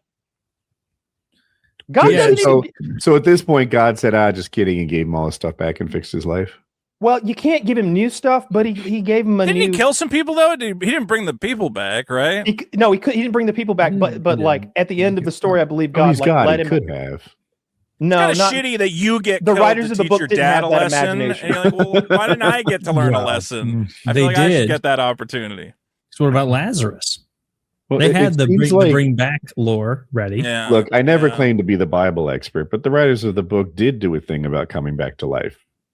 Yeah, but not with a God wave. It's actually a big part of it. Not with a big wave of that. Jesus did. I don't remember God doing it too much. In any case, he let the family lay dead, the crops lay burned. I think he got a new start. I see. So when it's God's kid, the rules are different. But when it's your kid, you can go fuck off. That seems to be the moral.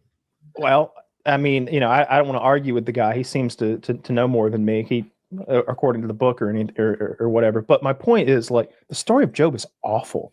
Like pretty negative. He did all that awful. He tortured Job to prove a point to the devil, which is weird. Point proven.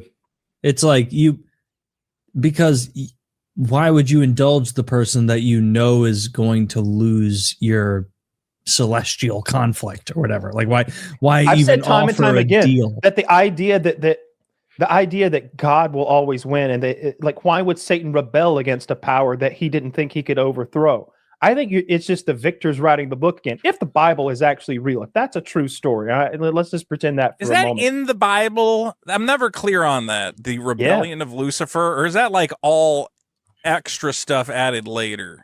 I think that's in the Bible. I believe it's biblical. Yeah, You talk fall of about the it a little angels. in Revelation. I thought it was Revelation where he talked about the fall early on. All right, then Isaiah he goes through the whole thing. 14:12 says, "How art thou fallen from heaven, O Lucifer, son of the morning?" But I think all that shit about, okay, wait. In Revelations, war broke out in heaven. Michael and his angels fought against the dragon, and the dragon was thrown down. So, and I think the dragon is supposed to be Lucifer. Yeah, supposed to be the devil. Yeah, but it's like very vague. You know, I think all that other stuff. It's All that other 1/3 stuff of the comes heavenly from host later. rebelled. So 1/3 rebelled against 2/3, which seems like a losing battle if God is their boss and you know that. Yeah, so I it is. maintain that if it's a true story, let's pretend that all of that really happened in some sort of like psychic cosmic realm of the stars, like, then God's not all powerful, because he proves time and time again in the Bible that he's not all powerful. He didn't wave a magic wand and make Job's house stand aright. He didn't reverse time the way that like a time lord could in our science Like fiction Superman. or our lore. He didn't Superman go around the earth super fast. God turn it wasn't all about back. to put the fucking time turner paradox into that book. No Either way. God is limited by his own lack of omnipotence, or the writers of the Bible are limited by their own lack of creativity. It can't be both. I mean, it has to be one. So why would his omnipotence be limited? Because he clearly didn't have the power to wave a magic wand and make Job's house stand aright, and like his wife and children and all their goats come back to life and just be as they were and be like and feel like they just taken a nap, which is what they did in Avengers. They did that just fine. Everybody was dead. They've been gone for like 5-6 years. Fucking Iron Man, okay, not even close to a god, snaps his fingers, made all that shit go right back. Hawkeye's family comes back like nothing happened. See, now we're in Vito's realm of the heroes, the comic, The Marvel stuff. world. Yeah. Yeah. It sounds to me like power scaling. Iron Man is pretty neck and neck with the Lord God. Kind of has No, smoke because when he's wearing the gauntlet, the glove. Iron Man Oh, kind of he's got the gauntlet god's in trouble. I'm just saying. Mm-hmm. No one, Iron Man Was it isn't a flaming cool at all chariot? if he doesn't have his suit. Now he had the Infinity Gauntlet on. Yeah. Iron Man died for our sins, is what I'm hearing. Oh, it- Yeah. Who's the Judas of that scenario? Who's the bad guy in the Potts. Marvel? Loki? She led him astray. Maybe Loki. maybe Peter Quill for being a fool, because there's a book of Judas that was discovered in Any of these Egypt, I people. think, and it suggests that Judas that had spoken to Jesus and Jesus told him that he was to betray him to set up the Yeah. crucifixion and everything. People don't like to talk about that. That Jesus was like, "Hey, Judas, you should betray me. It'll be helpful." And, people are like, hey, let's not talk about that part. This whole thing is hinging on it. I do want to Yeah. be clear though. The whole 1/3 of heaven and none of that's in the fucking Bible. That's all like later Christian reinterpretation. Some I've Dante's never heard Inferno's the type. I've never heard the Revelations. third yeah. ratio thing in. Well, Revelation like, says the dragon swung his tail and 1/3 of the stars fell from the sky. And then later on, a bunch of storytelling Jews were sitting around, just coming up with funny stories, and they're like, "Well, that meant like that was a bunch of angels, the stars actually," and and then I'm right. then they invented Hollywood. So Revelation 12:4 suggests that Yeah. 1/3 of the heavenly hosts were cast down with Satan. His tail swept down 1/3 of the stars of heaven. That doesn't say angels. Well, they're the stars of Lucifer's Sweet big- morning star. 1/3 of the stars of heaven is pretty hardcore. I don't that's even pretty think the cool. word Lucifer is in the Bible.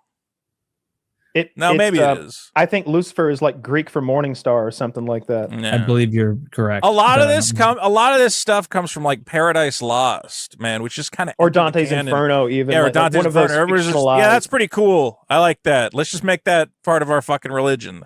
It's kind of crazy that is just accepted. yeah, it's from Lightbringer. Kind of, Yeah. wow. All the stuff about Streak? Judas being gnawed on by Satan, encased in ice on the lowest level of hell.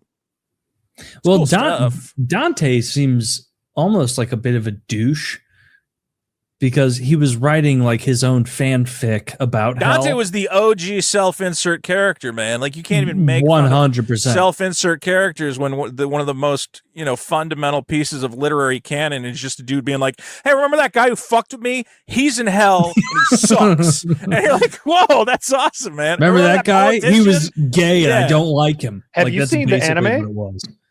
Dante's Inferno. Yeah. There's Is an that anime based? That's for based it? on the video game, right? Yes. Yeah, Dude, no, I never saw it. All right, it's tremendous. Basically, Dante is like a medieval knight badass, and his Yeah. girl gets like rape murdered, soul pulled down to heaven by some demon ghouls or some shit. Down and he's to like, heaven? the hell.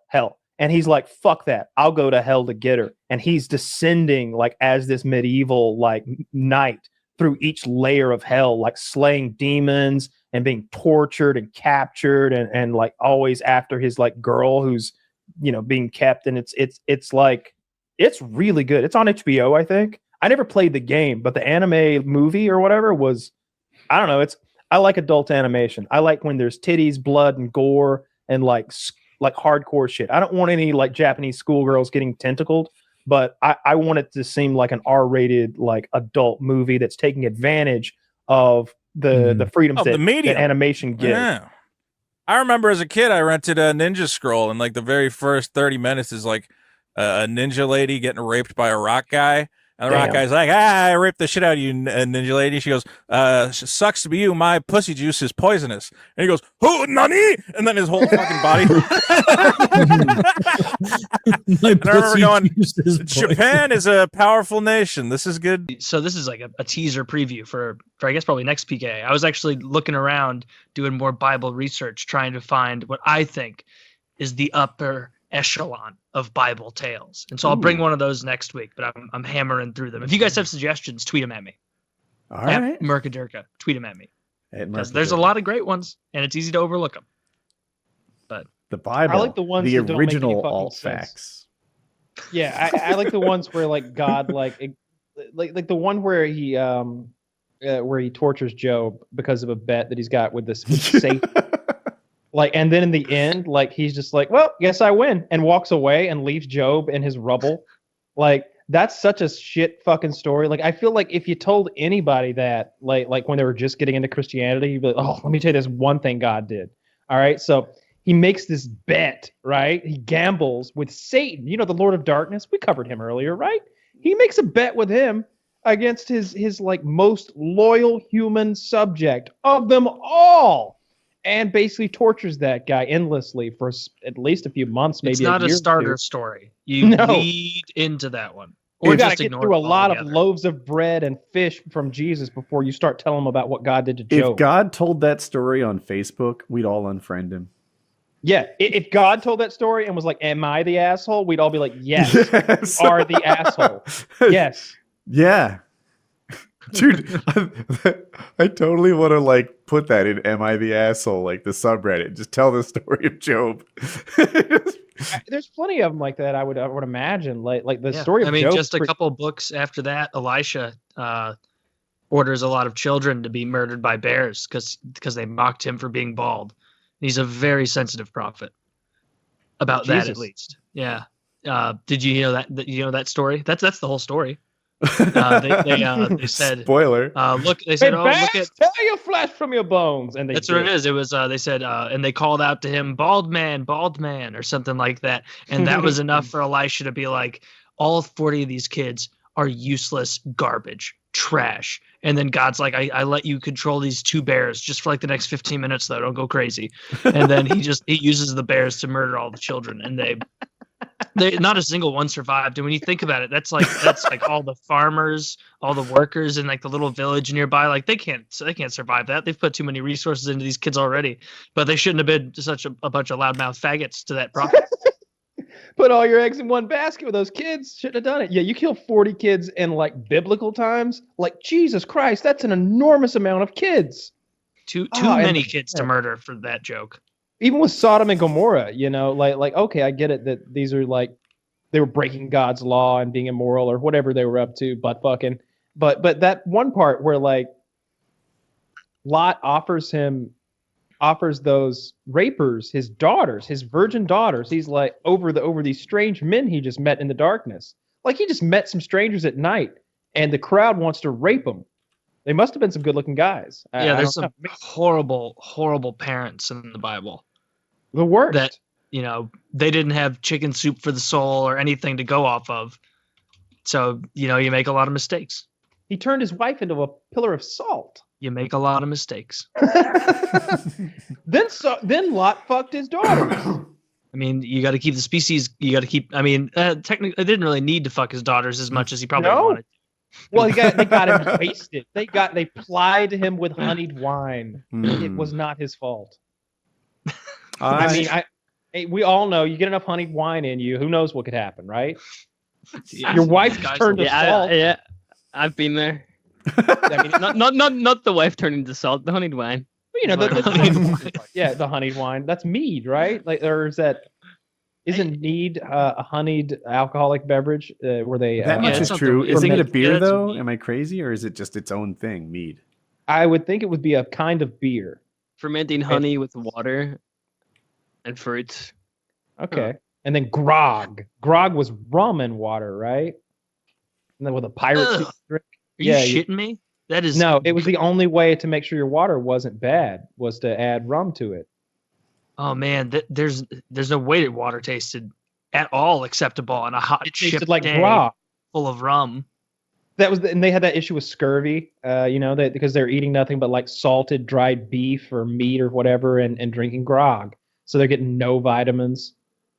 Yeah, it's all just liquid dead calories and alcohol and salted pork.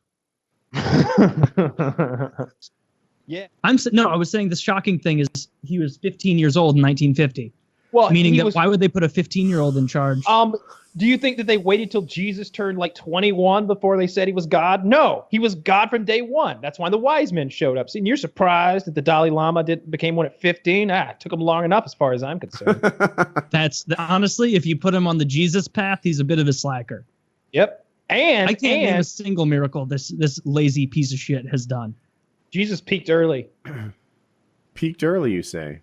Yeah. Well, he died at 33. Oh. Yeah.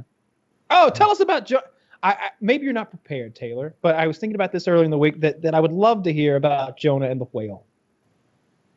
Oh, Jonah and the whale. I'll have to do a refresher on that before I do, because I haven't read about Jonah and the whale in a while. And the funniest part about the Bible stories is reading through them again beforehand and being like, they did not mention this part in Sunday school. They glossed over this. I remember this from Pinocchio. Jonah and the whale. I promise I will do Jonah and the whale next week. That's a good suggestion. That is a good one. That. And anybody else who has good Bible stories, leave a suggestion of them. And the more obscure, the better, because there's some interesting obscure shit in there. Yeah, I like it when like God is really shitty to people for like some really dumb, seemingly Old Testament reason. God. Yeah, when he's like he's just like petty. I like more petty God stories where like some guy is like he didn't like say a prayer before he ate the fish that God gave him, and so God knocked all of his teeth out, and then like he pissed his teeth for all time, or whatever awful thing God would do to people for no apparent reason at all. With Elijah, I'd have to remember the full story, but like he ordered Elijah at one point to like as a demonstration to his people that they'd been like super shitty for so many years. He's like, all right, Elijah, you go up to that mountaintop alone, lay on your side for 40 days. Lay on your side for 40 days, and you have to only eat bread that you cook over your own burning shit. That's what God told Elijah to do. I thought keto sucked. And this is I'm on the Elijah diet. My side is raw and infected. And it's bread. This bread. I'm telling you right now, you want to lose weight, you eat a loaf of this bread. Shit bread. It looks like rye, but it is not. And I'll tell you when it gets bad. It's not the first loaf. It's when you start cooking shit bread with shit that's composed of shit bread. And that's what things get rough. And God even backed off of it. because like he told them, I'll have to like look at this story to get all the details more, but he was laying on his side and he's like, Elijah, you can only eat like bread that you cook over your own shit. And God's like turns to the angels like, I mean, and Elijah's like, are you kidding? Like, God, like, I don't want to be out of line here, but this is pretty ridiculous. And God actually goes like, you know what? You're right. You can use cow shit. And that was it. He lets Elijah burn it over cow patties because, and Elijah, the way I remember Elijah explaining it is that you can't just go back to God and be like, this is disgusting human shit. Because God will be like, you defy my will. But like Elijah had to go the thing of like, Lord, I'm a beacon of you and your things and, you know, your essence inside me. Like, you wouldn't want me eating human shit. Like, that's dirty. That's for, like, pagans. And God's like, well, there's probably one of the rules I made up earlier that's a pretty good line with that. I did put you in charge of knowing that. So, all right, cow shit it is. But, man, being a prophet didn't seem like a fun job. You got to, like, talk shit on people, though.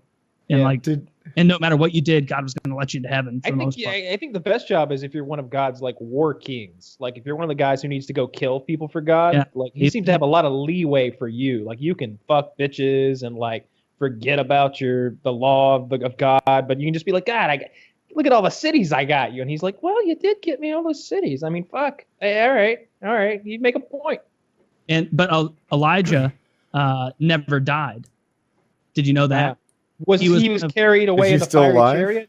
No. He was one of two people in the Bible who never died. Elijah was taken up to heaven before his death in a chariot of fire, which probably killed them en route because. Or it might have been a UFO too. Some believe a UFO came and took Elijah in his chariot of fire. That's even sillier than God. I heard a joke. Do you know why God made Abraham kill his son Isaac at 12? Why he instructed him to? No, what'd you hear?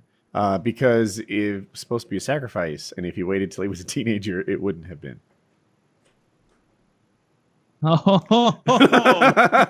Okay. I was looking for an actual biblical thing there for a second. I was like, oh no, I've been hoodwinked. Like, that was pretty good. Damn it, I didn't see it coming.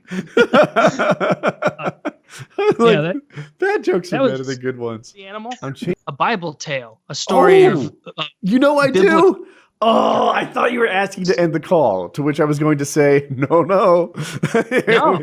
Well, I was asking because if you had said like 3 minutes or 3 hours and 50 minutes, I'd be like, okay, we can end on a Bible tale, but it's not going to be half hour. So we'll just tell it now. Then. I still want the Bible tale. We talked about Elisha some last week. You guys remember he's one of the Jew wizards known as prophets from the Old Testament who magic things. He's the guy who they called him bald head, all the children, in the town. And then he summoned the 2 bears to slaughter the children and told them, that'll show you to be a little snarky from now on.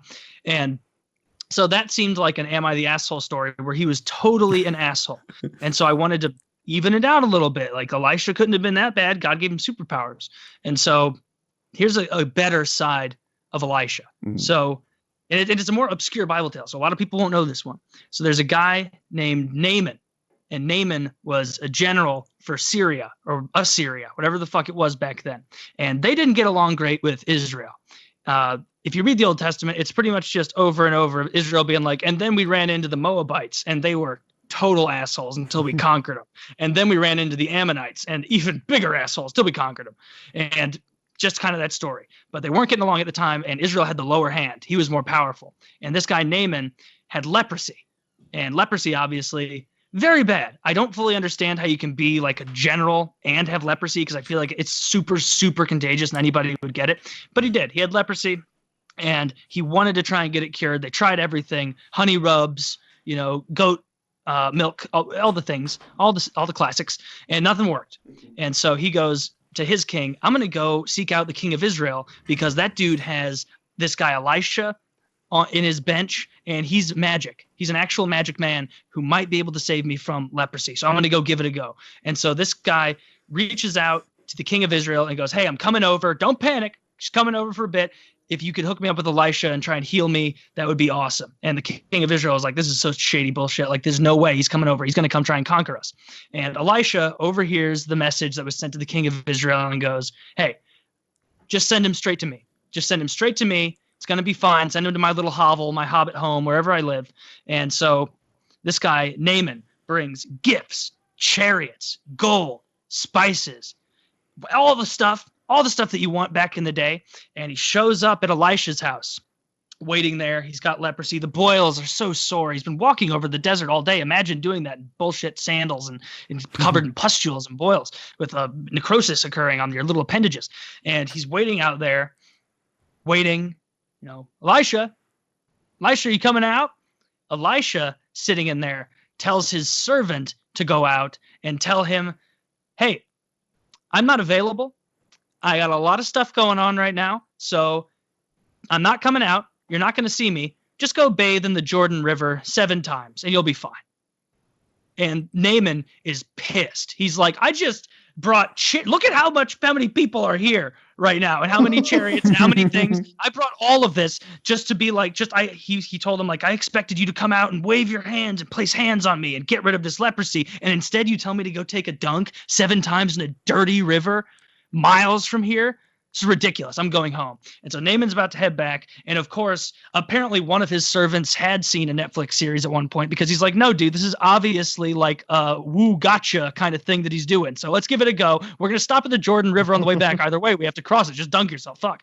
And so they get to the river. He dunks himself 7 times and he comes out pristine, clean as ever, completely cured. And he is like, so he's elated. He tries to send all the gifts to Elijah, so just give it to him. I don't care what he says. Just make sure that guy gets it. This is the best. Like, I'm not going to die. I'm great. Like, praise to the Israel God.